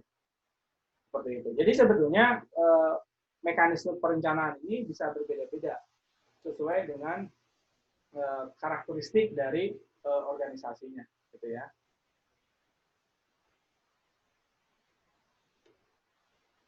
Nah, sebelum kita nanti bahas detail ya tentang spek KPS, kita masuk ke mungkin nggak sebetulnya kita mengatur perencanaan pengadaan ini yang strategik. Artinya kita tidak mengatur standar yang biasa kita kerjakan gitu ya. Bikin KAK, bikin spek, bikin HPS, itu kan prosesnya lama ya. Selain lama juga sebetulnya ya itu pendekatannya pendekatan transaksional semata gitu ya. Nah, bagaimana kalau kita ingin membuat suatu perencanaan yang bersifat strategis gitu ya dan dimasukkan ke dalam aturan pengadaan. Nah, ini cocok untuk BUMN terutama ya atau BUMD yang besar gitu ya. Yang pengadaannya memang besar gitu ya. Nah, untuk itu maka kita bisa mengatur sebuah mekanisme ya sebagai berikut. Yang pertama kita harus melakukan analisis profil PBJ kita, gitu ya. Jadi profil PBJ itu adalah profil histori pengadaan yang lewat, yang pernah berjalan, atau kasarnya profil pengadaan tahun lalu itu bagaimana? Paketnya apa saja, kemudian jenis barang jasanya apa saja, begitu ya. Anggarannya berapa, KPS untuk tiap-tiap barang jasa itu berapa, nilai kontraknya berapa, dan seterusnya. Ya. Dari analisis profil itu, kita berasumsi bahwa yang terjadi tahun lalu, ini akan terjadi juga tahun ini. Gitu ya.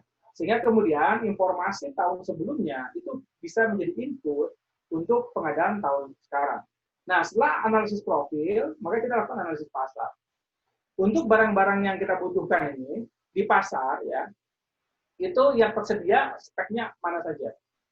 Ya, termasuk penyediaannya siapa saja. Jadi kita punya data, kemudian kita akan butuh ini di pasar kondisinya seperti apa, harganya berapa, variasi speknya seperti apa, penyediaannya bagaimana dan seterusnya. Ya, nah termasuk penyediaannya kita analisis siapa yang paling dominan, siapa yang kuat, siapa yang besar, siapa yang kinerjanya bagus, siapa yang kinerjanya jelek dan seterusnya, gitu ya. Nah, dari analisis ini ya, kita mendapatkan informasi tentang spek, informasi tentang harga, dan informasi tentang penyedia. Ya. Nah, dari informasi itulah maka kita kemudian akan melakukan perencanaan strategis. Yang pertama kita lakukan klasifikasi paket, gitu ya. Jadi ini paket operasional, ini untuk aset, ini untuk pemeliharaan, ini untuk produksi, ini untuk proyek dan seterusnya. Ya, dari klasifikasi paket itu kemudian kita akan menentukan standar. Oke, kalau paket ini standar barangnya ini, standar speknya ini yang bagus.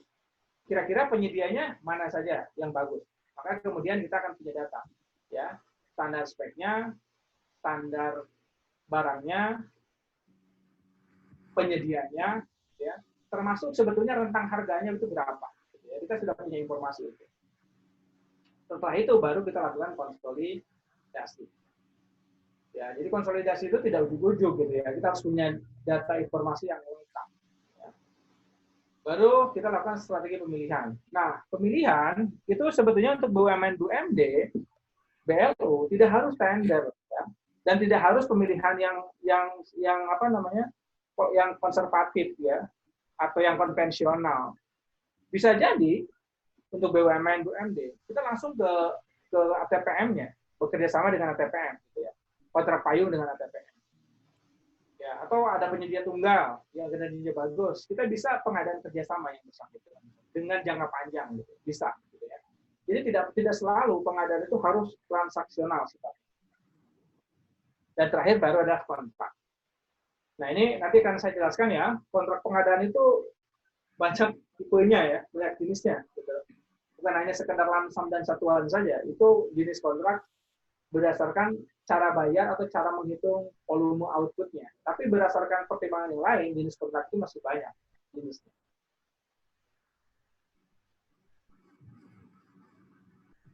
Baik, kalau ini standar persiapan pengadaan ya, ada spek, HPS, jenis kontrak, dan dokumen pemilihan. Mari kita lihat satu-satu. Ya, yang pertama adalah spesifikasi.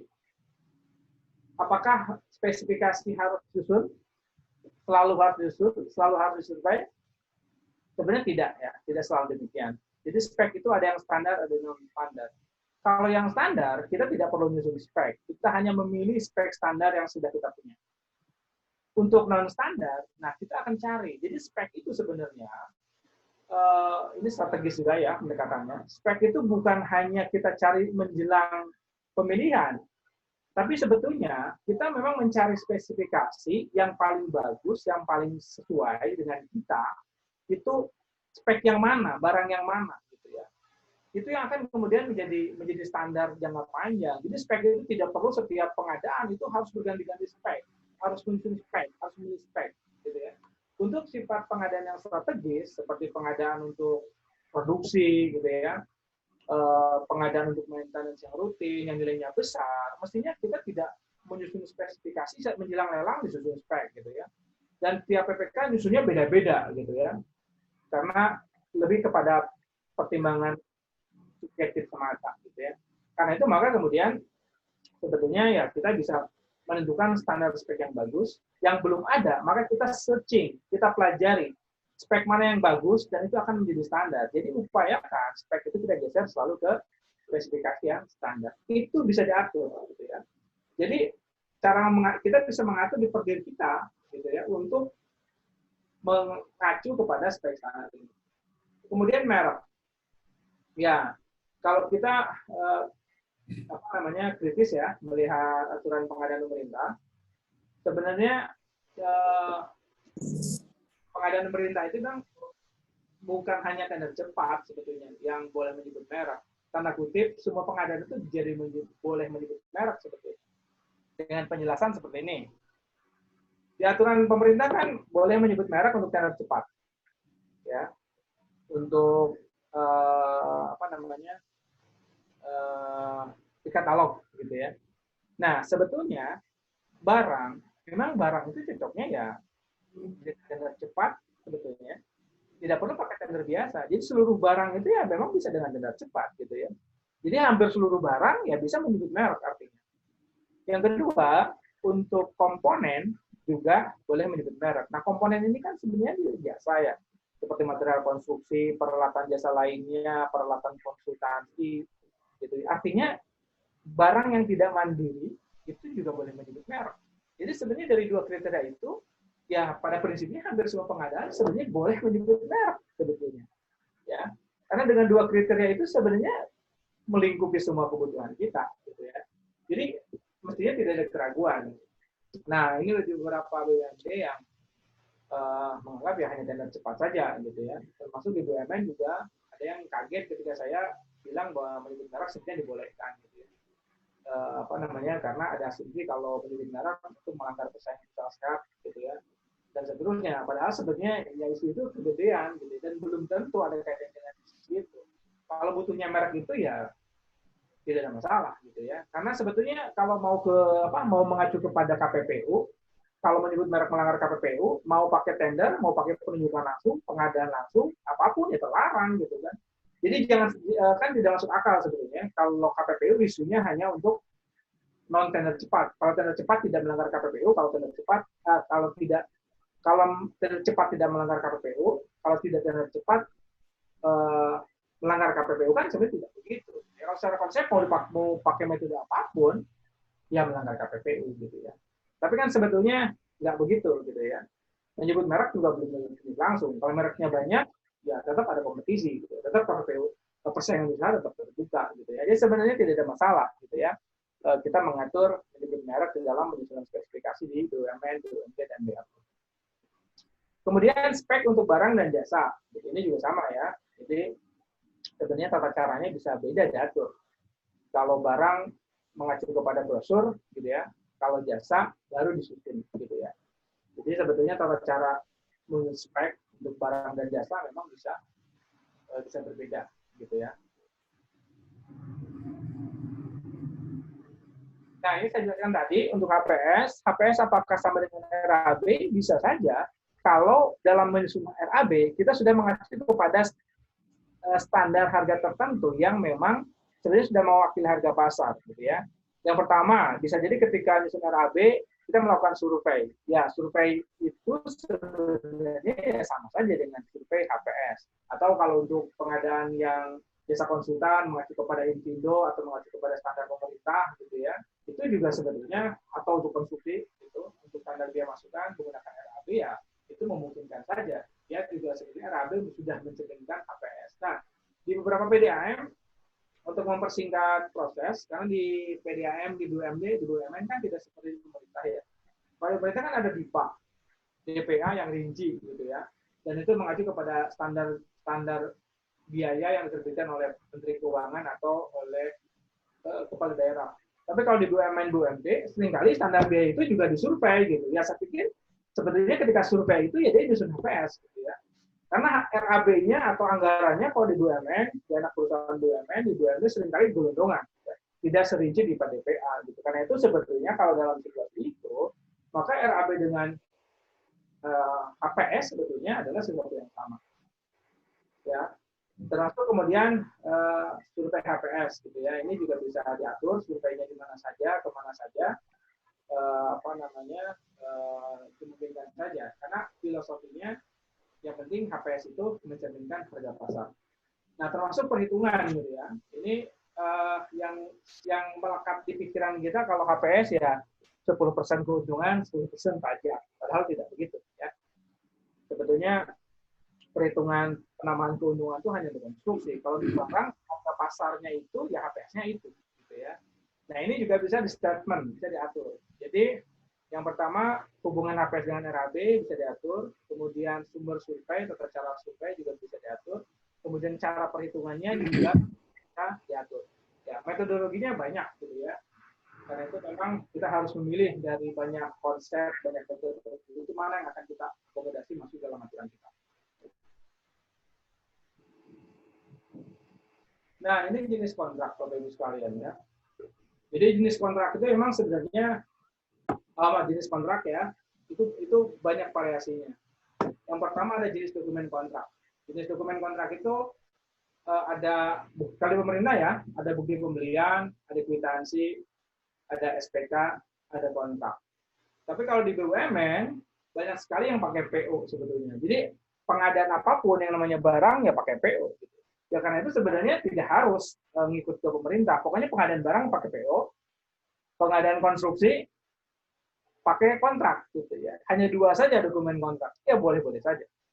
Gitu ya, tidak ada masalah. Begitupun di BUMD atau di BLU gitu ya. Jadi sederhana saja. Kalau umpamanya untuk barang yang pembelian langsung dengan bukti pembelian, yang di atasnya pakai kwitansi untuk barang. Berapapun nilainya gitu umpamanya. Ya boleh saja. Karena sebetulnya pengadaan barang ya berapapun nilainya, kalau cash and carry sebetulnya bisa pakai kwitansi. Atau bisa jadi juga jenis dokumen kontrak ini didasarkan bukan kepada batasan nilai. Kalau di pemerintah kan batasan nilai ya 0 sampai 50, 50 sampai 200, di atas 200 gitu. Bisa jadi sebenarnya jenis kontrak itu melekat kepada metodenya. Karena begini Bapak sekalian, di BUMD itu banyak yang pengadaan langsungnya 500 juta. Bahkan di BLU itu 1 miliar. Gitu ya. Nah, itu kan kalau ngacu ke pemerintah 1 miliar itu cukup pakai SPK gitu. Jangan-jangan nggak cukup pakai SPK. Atau umpamanya pembelian langsungnya itu 100. Jadi bukti pembelian, jadi 100 juta cukup pakai bukti pembelian saja gitu. Apa iya begitu gitu. Karena itu maka kemudian jenis kontrak itu tidak didasarkan pada batasan nilai, tetapi kepada metodenya bisa juga. Gitu ya. Jadi metode pembelian langsung pakai ini, metode pengadaan langsung pakai ini, kalau tender pakai ini gitu. Jadi tidak didasarkan pada nilai, tetapi didasarkan pada metodenya. Atau kalau metodenya tinggi, kemudian batasannya rendah, itu bisa saja, bisa juga. Artinya pokoknya gini, walaupun pengadaan langsung, tapi pakai kontrak, tidak pakai SPK gitu. Itu memungkinkan juga seperti itu. Kemudian jenis kontrak non konsultan ya, ini maksudnya untuk barang, konstruksi dan jasa lainnya, yang kita kenal ada lamsam, satuan, gabungan gitu ya. Kemudian untuk konsultan ada lamsam, kemudian ada time base gitu ya. Kemudian ada juga kontrak panjang, dimungkinkan diatur di situ. Ada kontrak kerjasama. Nah ini untuk BUMD, untuk BLU sebetulnya banyak sekali yang kerjasama ya. Seperti kalau di BLU itu konsinyasi. Ya. Atau untuk untuk BUMD itu kontraknya itu belum transaksi gitu ya. Jadi berkontrak sama-sama mencari pekerjaan. Jadi sebagai kontraktor gitu. Jadi BUMN, BUMD sebagai kontraktor mencari pekerjaan, kemudian bermitra dengan yang lain gitu ya. Maka akan terjadi kontrak transaksi kalau tendernya menang gitu ya. Itu juga bisa dengan kontrak kerjasama gitu ya. Jadi kontrak kerjasama ini sebenarnya tidak harus dikaitkan dengan KPBU ya, kalau di BUMN, di BUMD dan di BLU. Dan terakhir bisa juga kontrak leasing ya, artinya beli sewa gitu ya. Ini juga bisa diatur. Nah, jenis kontrak ini bermacam-macam. Bahkan juga boleh nggak mengatur di luar ini juga boleh. Jadi pernah ada satu pertanyaan, Pak, kami mau pengadaan, tapi ruang lingkup pengadaannya itu tidak bisa kami tentukan di perencanaan. Jadi hanya bisa ditentukan ketika pekerjaan sudah selesai. Nah, jenis kontrak apa yang digunakan? Contoh gitu ya. Ya, kalau pakai definisi lamsam satuan, susah. Lamsam berisiko. Satuan, itemnya belum bisa ditentukan. Gitu ya. Terus jenisnya apa? Gitu. Maka sebenarnya bisa digunakan kontrak cost plus fee. Yang itu di pemerintah tidak ada. Jadi dia bekerja saja, gitu ya. Dia pengeluarannya berapapun, baru nanti kontraknya plus fee-nya itu. Ya. Plus fee-nya itu juga macam-macam. Ada fee-nya itu persentase, ada fix, gitu ya. Pokoknya berapa pengeluaran Anda dapatnya sekian, karena mengelola acara, gitu ya. Jadi sehingga kemudian pengeluaran itu tidak mencerminkan effort, gitu ya. Maka pakai fix. Tapi kalau pekerjaan kompleksitasnya, waktunya tercerminkan dari besaran biaya, maka bukan fix, tapi persentase dari biaya. Gitu ya. Itu juga memungkinkan. Ini contoh saja ya. Jadi sebenarnya jenis kontrak itu bisa bervariasi, menyesuaikan dengan ruang lingkup pekerjaan kita. Nah ini persiapan penyusunan dokumen ya. Ada kualifikasi, kita mengenal ada pra pasca gitu, ada metode pemilihan, masukan penawaran, evaluasi dan jadwal. Ya, ini bisa diatur seperti pemerintah, tapi juga bisa diatur lebih sederhana. Ya, contoh kualifikasi ya, kita tidak ada pra dan pasca. Ya, kalau kita sudah pakai vendor management system, sebenarnya kualifikasi ya bisa dihilangkan. Artinya tidak perlu kita mengatur kualifikasi. Tapi kalau PDM-nya kecil, BUMD kecil, namanya ya setiap tender kita harus kualifikasi dengan pasca kualifikasi gitu ya. Boleh saja gitu ya. Kemudian ada metode pemilihan, nanti akan dijelaskan di berikutnya. Ya, pemasukan penawaran, evaluasi dan jadwal. Ya, ini untuk metode pemilihan. Untuk metode pemilihan sebetulnya secara teori ya, kita lihat di sebelah kiri yang kuning itu sebetulnya normanya itu pemilihannya itu hanya 4. Ya. Ada pembelian, ada negosiasi, ada kompetisi, dan ada campuran. Gitu ya. Nah, untuk pembelian, kalau di pemerintah ini kita kenal dengan istilah pembelian langsung atau e-purchasing. Ya.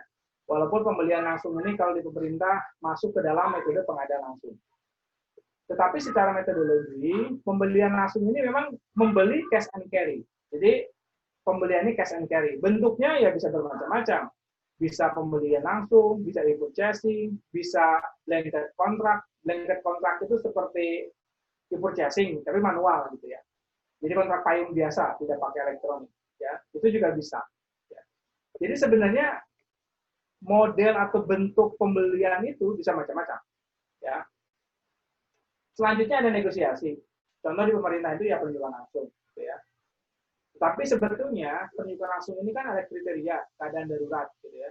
Bisa nggak kita negosiasi karena alasan lain? Contoh tadi, ada pengadaan trading ya, yang tidak mungkin dengan metode lain, sehingga kita membeli barang jasa yang akan kita jual kembali, satu-satunya cara ya dengan negosiasi.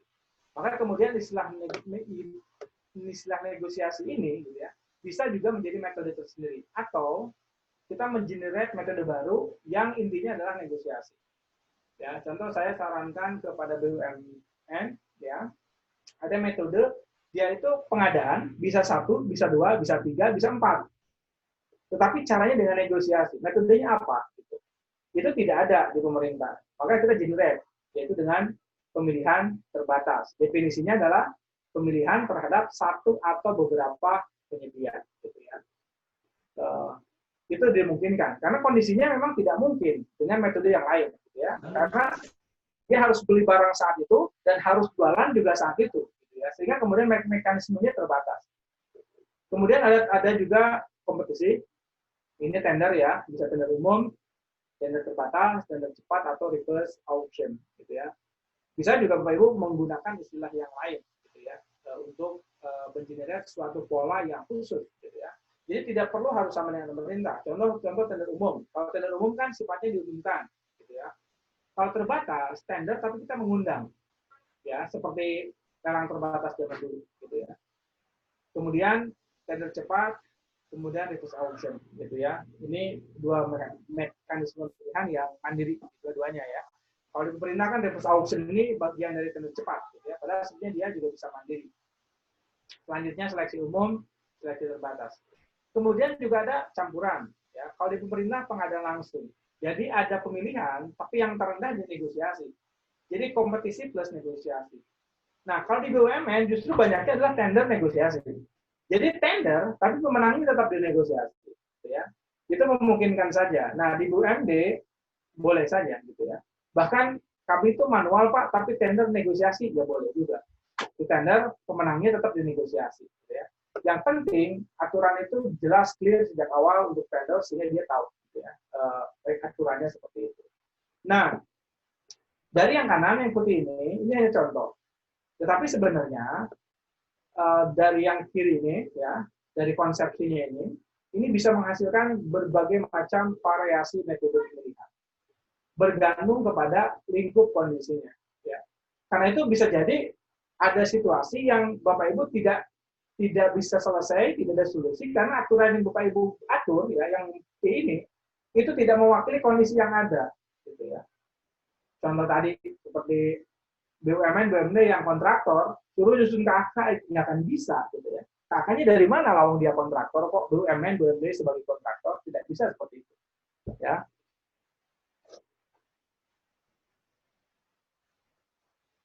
Nah, ini pemilihan strategis, Bapak-Ibu sekalian. Jadi, kita itu hanya dibekali ya dengan pengalaman yang transaksional. Jadi, kita mencari vendor, transaksi, kerjakan, selesai. Sebenarnya ada metode lain di dalam pemilihan yang lebih strategis, yaitu dengan kontrak payung. Jadi sebenarnya kalau transaksi kan per kebutuhan kita pengadaan. Butuhnya sekarang ini pengadaan, besok butuh lagi pengadaan lagi, gitu ya. Jadi pengadaan dilakukan setiap kebutuhan. Nah, karena ini repot, tidak strategik, maka kita bisa geser ke kontrak payung. Kontrak payung itu kita tender, harganya kita sepakati, spesifikasinya kita sepakati, volume dan waktunya tidak kita sepakati. Ya, karena itu maka kemudian cara transaksinya kita yang menentukan waktu dan volumenya melalui surat pesanan, gitu ya. Jadi ada yang ditransaksikan di sini yaitu harga satuan dan spek, ya. Spek dan harga satuannya. Nah, bagaimana kalau speknya belum tahu Pak? Sehingga harga satuannya pun belum tahu, maka sebenarnya bisa pakai metode yang lain, yaitu daftar pending. Jadi kita kompetisikan penyedianya, gitu ya. Kemudian kita tetapkan ranking 1 sampai ranking 3 itu menjadi shortlist kita. Ya, nah ketika kebutuhan kita akan kompetisikan dari yang 3 itu, yang sudah masuk daftar pendek, gitu ya. Sehingga kemudian prosesnya lebih cepat. Terakhir adalah kontrak kerjasama. Nah, kontrak kerjasama ini sebenarnya ini derajatnya harusnya nomor 3 ya, kontrak kerjasama. Ini sudah sepakat dengan penyedia, tetapi barangnya apa, harganya berapa, itu belum sepakat. Karena itu maka kemudian ketika butuh, maka barangnya apa dan harganya berapa itu dinegosiasi. Gitu ya. Nah, karena itu sebetulnya pengadaannya itu tidak hanya transaksional, kita hanya mengenal yang di sini saja. Padahal sebetulnya ada yang daftar payung, kontrak kerjasama, dan bisa daftar pendek. Ya. Nah, semua metode ini pada prinsipnya itu mempercepat proses. Ya. Jadi pengadaan itu, tender itu yang paling lama 45 hari, dan yang paling cepat itu ya 1 detik sebenarnya ya. Yang namanya kita transaksi di Amazon itu one click transaction itu ya 1 detik. Nah, tetapi di pengadaan publik sebetulnya yang saya jelaskan ini ya, di sini, ini yang paling lama itu 40 hari dan yang paling cepat 30 menit. Ya. Jadi reverse auction itu pengadaan yang bisa kita lakukan 30 menit saja. Ya. Baik. Selanjutnya kontrak. Saya pikir ini kontrak normatif ya, ada persiapan, ada pelaksanaan, ada serah terima, ada pelaporan. Nah, di perdir kita sebetulnya bisa jadi yang pelaksanaan kontrak itu tidak diatur karena akan diatur di dalam standar dokumen kontrak, ya. Akan diatur di dokumen kontraknya, gitu ya. Kemudian baru kita akan mengatur hanya di persiapan. Kemudian tata cara serah terima dan pelaporan, gitu ya. Ini yang akan diatur di dalam kontrak.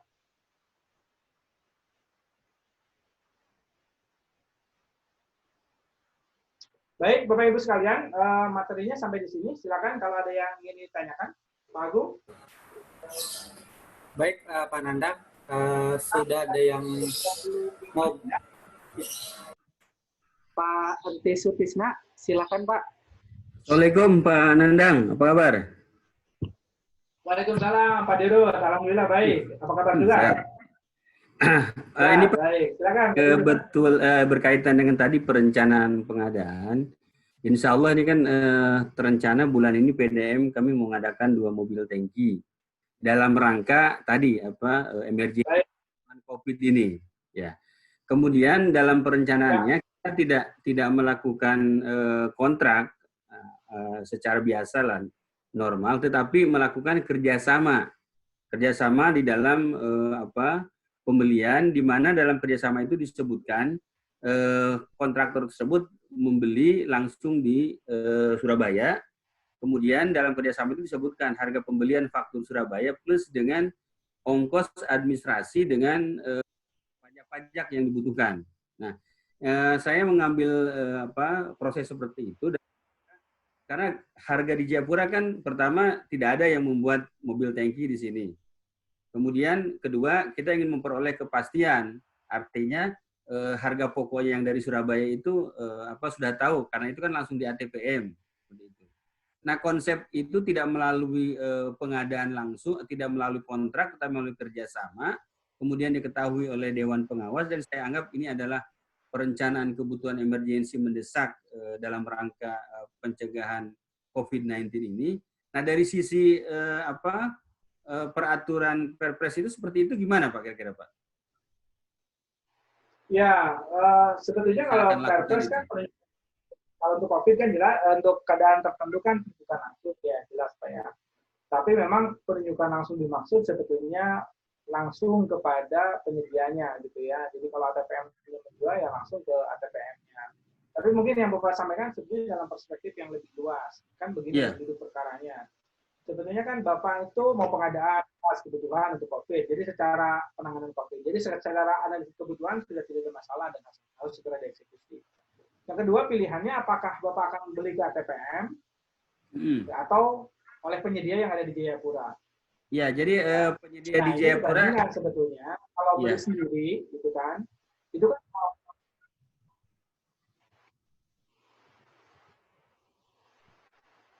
Ya Pak?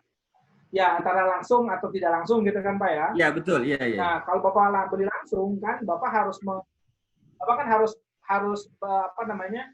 Harus melaksanakan sendiri ya. Iya betul. Mengurus pengirimannya, mengurus Ya betul, ya. pengamanannya dan itu yang bisa jadi Ya. Bapak tidak kompeten di situ. Tidak Ya. punya tim juga yang kompeten di situ. Maka Bapak sebenarnya tunjuk langsungnya adalah kepada penyedia yang Ya. menanggung risiko langsung dianggap kompeten untuk mengadakan sampai ke lokasi Jaya. Oh iya, oke. Ya. Kan itu kan duduk pertanyaannya kan Ya, gitu. betul ya. Boleh nggak seperti itu? Ya kan kalau sepanjang pertimbangannya efektif efisien kan boleh, gitu Ya. kan? Karena Bapak merasa tidak bisa menghandle sendiri, sedangkan si ATPM juga kan dia sekedar menjual saja umpamanya, Ya. gitu ya. Seperti itu. Jadi gini, pada prinsipnya sebetulnya pengadaan itu kita boleh membuat skema apapun kalau memang dengan pertimbangan kita itu memang efektif efisien gitu ya, dan kita kan bisa exercise gitu ya, apa namanya seperti itu. Sama lah, beli barang 100 biji, kemudian kalau dikirim 100 biji kita menyimpan di mana? Kalau rusak kita tanggung sendiri, maka kita ya sudahlah kita kirim per bulan 10 biji umpamanya, maka kan kita tidak punya risiko dan seterusnya. Maka pengadaan kita kan harus pada orang yang punya gudang umpamanya. Iya, betul. Ya, karena kalau beli ke ATPM tidak punya gudang, umpamanya seperti itu. Maka kita bisa jadi sebetulnya kita menggunakan jasa perantara tadi kalau memang itu lebih menguntungkan gitu ya, lebih efektif, lebih efisien. Nah, yang proses itu lebih baik kita masukkan ke dalam regulasi kita gitu ya. Jadi konsen yang kita diskusikan hari ini adalah kita memasukkan ke regulasi proses-proses yang memang mungkin terjadi di kita gitu. Dan itu tidak terjadi di pemerintah. Di pengadaan pemerintah itu situasi itu tidak terjadi. Seperti contoh tadi ya, pengadaan untuk kita jual lagi di pemerintah itu nggak ada. Kalau di BUMD beli barang langsung dijual lagi gitu. Maka kemudian tata cara pengadaannya itu berbeda sama sekali, termasuk di BUMN gitu. Termasuk pengadaan BUMN sebagai kontraktor, dapat proyek klien untuk membangun proyek ada pengadaan, tidak bisa pakai tata cara pengadaan biasa ya. Gitu Pak Jarod. Siap. Baik, ada yang lain? Silakan. Silakan yang lain Bapak Ibu. Mungkin dari Pak. Halo, ya. Silakan Pak Wayan. Silakan Pak Wayan. Kami dari Perumda Tirta Sanjiwani, kami mau menanyakan tentang proses atau metode pemilihan yang harus kami ambil untuk pekerjaan pemasangan sambungan rumah reguler yang akan kita lakukan. Artinya begini Pak, dalam anggaran, dalam setahun kita punya anggaran pemasangan SR 1000 misalnya, dengan nilai tertentu. Ya. Ya. Sehingga didapat APS atau RAB-nya itu di atas 200 juta. Sehingga kita memakai tender. Kan itu Pak. Nah, untuk tender pemasangan SR yang bersifat reguler itu, dalam setahun itu seperti apa metodenya harus kita lakukan Pak? Terima kasih. Ya, bergantung ya. Jadi kita harus melihat sebetulnya kita harus menganalisis gitu ya, cara apa yang paling efisien, efektif. Saya kasih contoh saja ya, umpamanya untuk pengadaan pemasangan itu. Pengadaan pemasangan itu sebetulnya bisa disederhanakan dengan membuat suatu standar layanan pekerjaan satu rumah. Jadi umpamanya per rumah itu harganya sekian gitu ya. Nah kemudian harga itu yang dikompetisikan. Yang menang itu akan dikontrak 1 tahun dengan kontrak payung. Pokoknya setiap ada pemasangan, maka kemudian kita akan bayar sesuai dengan kontrak harga payungnya itu. Itu bisa dalam pengertian kontrak jangka panjang, gitu ya. Seperti itu. Karena itu kan kebutuhan rutin buat PDAM. Itu contoh aja Pak. Nah, prosedur itu, mekanisme itu bisa diatur di tempat Bapak. Nah, kalau itu tidak diatur, ya memang akhirnya kita mekanismenya ya butuh pengadaan gitu. Ini yang tidak efektif walaupun pengadaan langsung tapi nyicil gitu ya. setiap ada kebutuhan, ada pengadaan langsung. Jadi proses administrasi berulang-ulang terus. Harganya juga beda-beda antara satu lokasi dengan lokasi yang lain, gitu ya. Nah, karena itu cara menyusun aturan itu adalah kita harus menganalisis kebutuhan pengadaan yang mungkin terjadi di kita itu kondisinya ini, kondisi ini. Kemudian dari semua kondisi, gitu ya, kita buatkan klaster kondisi yang sama atau mirip. Baru untuk setiap kondisi kita generate. Ini yang kondisi seperti ini perencanaannya kita bagaimana? Prioritasnya yang ini harus cepat, ya. Kalau yang ini kebutuhan internal, waktunya lama, jadi ini harus efisien dan seterusnya. Maka dari setiap klaster itu, kita akan mengenerate metode perencanaan yang sesuai, metode pemilihan yang sesuai, dan seterusnya. Nah, itu yang akan diatur di dalam perdiri kita, gitu ya. Sehingga kemudian perdiri kita itu mengatur bisnis proses standar terbaik untuk masing-masing pekerjaan, gitu Pak. Ya, itu. Nah, dalam konteks kondisi Bapak, tadi, concern-nya kita mau apa, gitu ya. Apakah mau murah atau mau sustainable, artinya cepat gitu ya, kecepatan layanan. Pokoknya ada perbedaan sambungan, besok langsung bersambung gitu, atau apa gitu. Nah, dari konsideran itu, maka metode yang akan dilakukan itu bisa berbeda-beda. Gitu Pak Wayan. Terima kasih Pak. Mohon petunjuk lagi Pak ini. Misalnya kita untuk pemasangan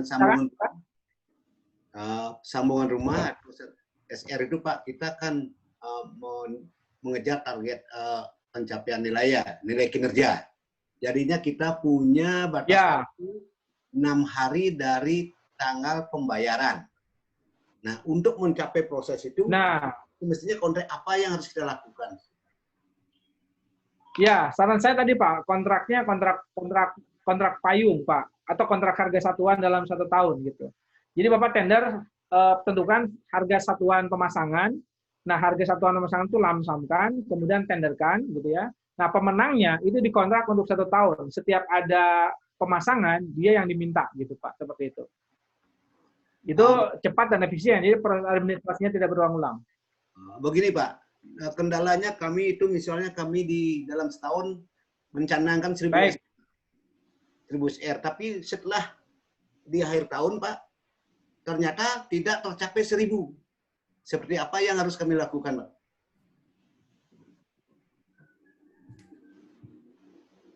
Ya. Bagaimana Pak? Sudah bisa direspon Pak pertanyaan kami? Baik Pak. Ya, sebenarnya kan tadi kontraknya ya terdengar Pak. Jadi kontraknya kan sebenarnya saya sampaikan tadi kan persatuan output ya. Jadi kalau umpamanya di akhir tahun tidak mencapai atau melampaui pun itu kan tidak diadendum saja kontraknya, tidak ada masalah. Ya, jadi kurang atau lebih itu bisa diadendum karena persatuannya itu adalah kontrak satuan gitu ya. Per rumah itu adalah jadi satuan output gitu Pak.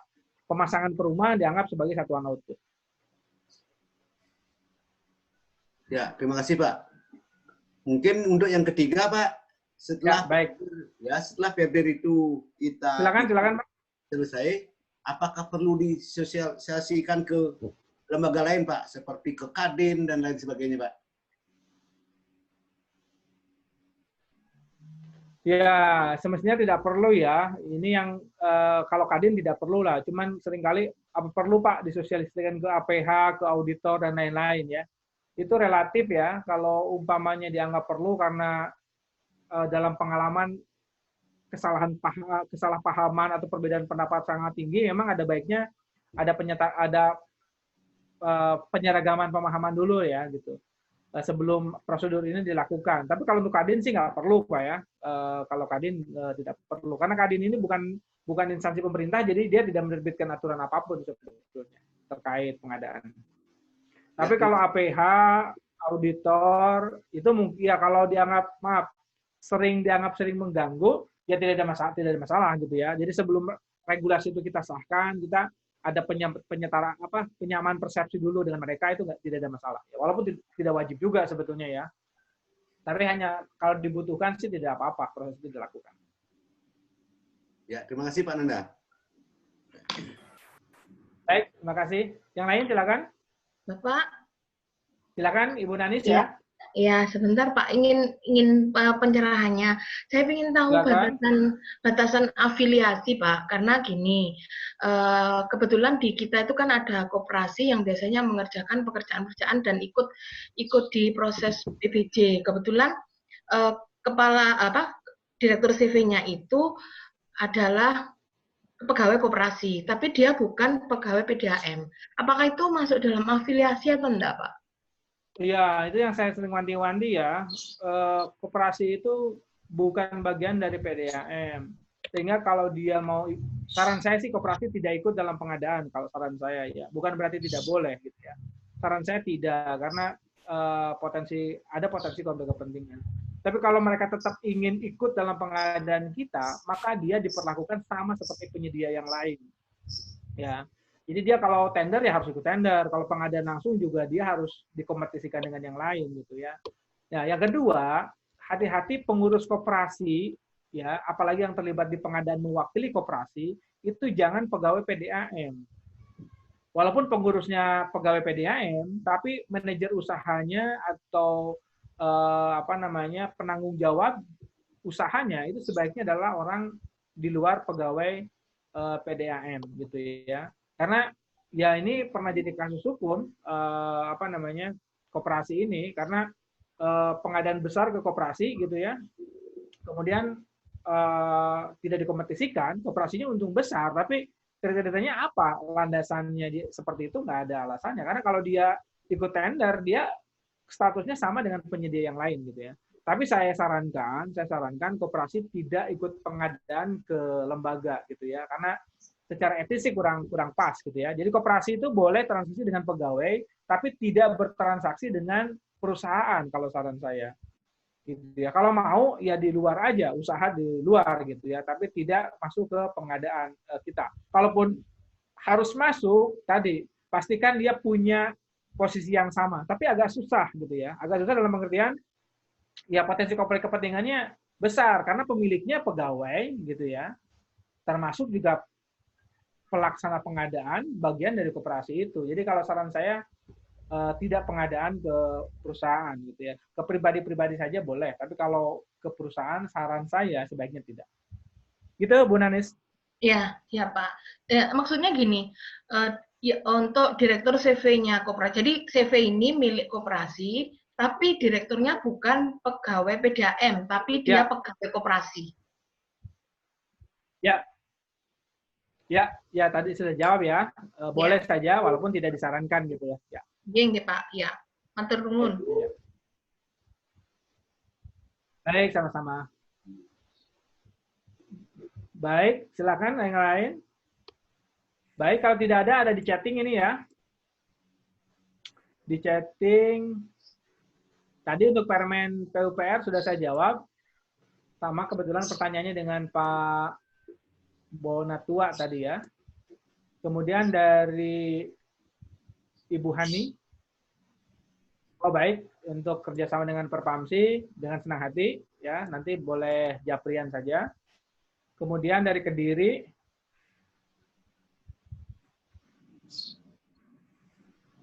Ya. DED disusun sendiri apa boleh gitu ya. Pada prinsipnya ya boleh saja.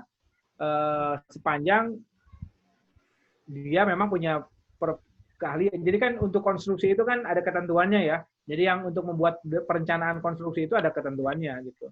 Sepanjang kompetensi kualifikasinya memadai ya tidak ada masalah. Itu yang disebut dengan tanda kutip swakelola ya, dikerjakan sendiri. Untuk Kediri kemudian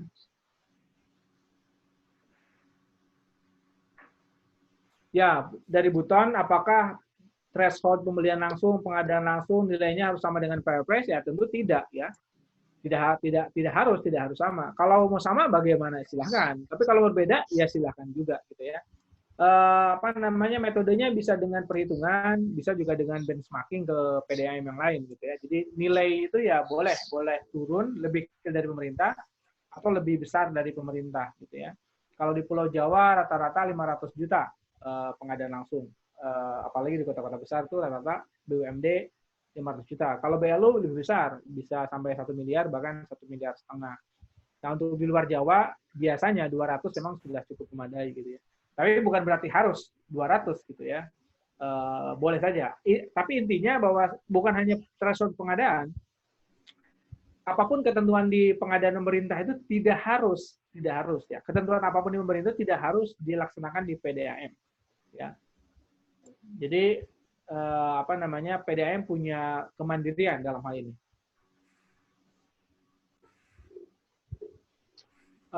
Ibu Hani juga, apakah bisa contoh dokumen kontrak payung? Ya sebenarnya kalau contoh dokumen kontrak payung ada yang versi LKPP, tapi belum tentu juga ya cocok gitu. Tapi saran saya sih di kontrak payung di LKPP ada, bisa di-download gitu di websitenya LKPP, di Google banyak gitu. Tapi kalau umpamanya perlu kontrak payung yang spesifik, ya nanti konsultasi ke kami ya, atau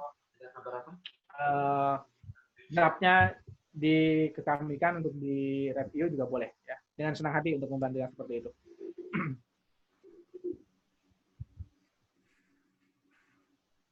Ya, untuk PDAM ya Bu Hani, tidak ada untuk PDAM, setahu saya juga belum ada, tapi kalau mau dibuat ya kita buatkan gitu ya.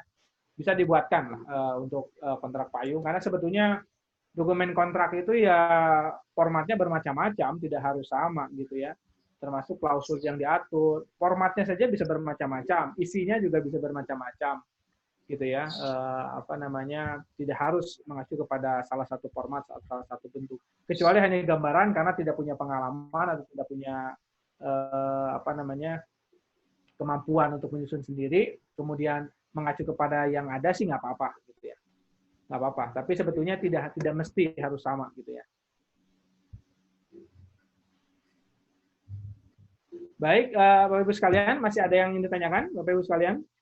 Sengaja memang saya selalu membahas konseptual ya, karena sebetulnya harapan saya, harapan kita, harapan kami, Bapak Ibu memahami konsepnya dalam pengadaan gitu ya. Jadi tidak terima mati apa yang ada di Perpres atau apa yang dikatakan oleh orang atau instansi tertentu atau orang tertentu. Tetapi kita memahami pengadaan itu lebih kepada memahami konsepnya, memahami prinsipnya gitu. Nah, kalau kita sudah memahami konsep dan prinsip, sebetulnya kondisi apapun kita bisa mengenerate solusinya, kita bisa memahami solusinya gitu ya. Dan ilmu pengadaan itu sangat luas ya, tidak hanya apa yang ada di Perpres gitu. Jadi sangat luas khasanahnya. Bahkan kalau kita ngomong kontrak payung aja bisa 5 seri webinar itu bisa gitu ya. Tapi kalau kita mau menjelaskan hanya dengan beberapa kalimat saja juga bisa gitu ya. Karena itu sebetulnya ya samalah seperti knowledge yang lain gitu. Sangat luas sebetulnya ya khasanah ilmu pengadaan. Cuman kita memang keterbatasan akses sehingga kita hanya memahami ya pengadaan itu hanya sekedar apa yang ada di Perpres gitu ya. Padahal sebetulnya tidak. BUMN, BUMD, dan BLU itu mandiri. Untuk BUMN sejak dulu isu-isu sertifikat, isu ikut Perpres itu nggak pernah terjadi gitu ya. Tapi kalau di BUMD masih terjadi gitu ya. Nah ini perlu usaha dari BUMD supaya tidak terus dipaksa-paksa tanda kutip harus ke Perpres, padahal ya dalam banyak kondisi Perpres tidak sepenuhnya, ya, tidak 100% fit dengan kondisi di BUMD. Ya, mungkin ini terakhir ya dari Pak Saiful. Pak Saiful, rekrutmen personel kepanitiaan lakukan atas pertimbangan apa saja yang paling mendasar? Ya tadi ya, kalau pemilihan itu biasanya memang fungsional, bukan struktural. Karena itu pertimbangannya adalah kompetensi. Ya, kompetensi itu apa ukurannya? Kompetensi itu bisa sertifikat, bisa keahlian formal, pendidikan formal, bisa pengalaman, bisa keterlibatan dalam satu pelatihan, macam-macam gitu ya.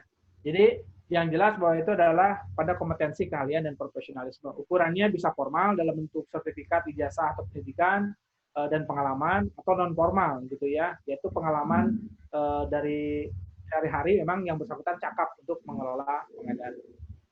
Baik, Bapak Ibu sekalian, sepertinya sudah tidak ada lagi yang ditanyakan. Ada satu lagi Pak Nanda. Masih terakhir nih. Terakhir. Ya, dari Pak Abdul Husin ya. Dalam proses pengadaan di internal PDM apa boleh hanya berpegang pada peraturan direksi saja gitu ya. Ya, saya selalu jelaskan tadi berpegang pada peraturan direksi dan perkada gitu ya. Apakah boleh kepada dua itu saja? Bukan boleh. Memang mestinya hanya dua itu saja. Ya, tidak perlu ikut ke Perpres, ikut ke peraturan Menteri BUMN, ikut pada peraturan BLU, tidak perlu. Karena kalau BUMD hanya perkada dan perdir, hanya itu gitu ya. Aturan pengadaan tentu saja. Kalau aturan hukum secara lebih luas ya yang terkait otomatis masuk. Tapi kalau terkait pengadaan hanya perdir dan hanya perkada. Untuk BUMN hanya peraturan Menteri dan peraturan perdir gitu ya. Baik, Bapak Ibu sekalian, terima kasih. Kita tutup. Mohon maaf kalau ada penyampaian yang kurang berkenan. Kita akan agendakan kembali untuk webinar dengan tema-tema yang lain. Terima kasih untuk Bapak Ibu sekalian. Assalamualaikum warahmatullahi wabarakatuh. Sampai jumpa di lain kesempatan. Terima kasih, Pak. Makasih, makasih. Makasih, Pak. Makasih, ya. Terima kasih, Pak. Makasih, Bu Dani, ya. Makasih, Pak Nandang. Makasih Ibu Makasih, Musdalifah. Pak. Makasih Ibu Nani. Makasih ya. Makasih, Pak. Makasih Bu Ika. Terima kasih Bapak. Terima kasih. Makasih Pak Saiful. Sama-sama Pak. Mari. Makasih, Pak Nandang. Makasih ya.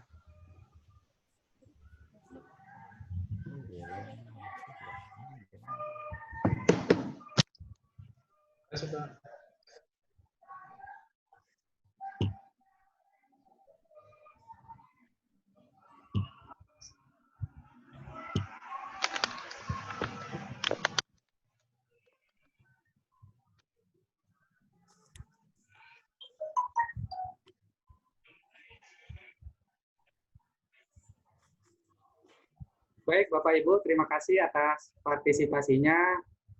Untuk materi setelah acara nanti saya share untuk sertifikat video rekaman nanti akan kita proses.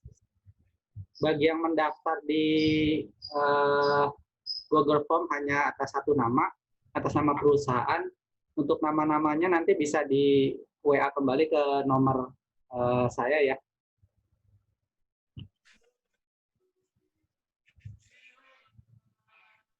Sudah belum makannya? Bunda? Baik, terima kasih Bapak Ibu. Makannya? Sampai berjumpa di webinar berikutnya. Terima kasih. Terima kasih Pak Khairul.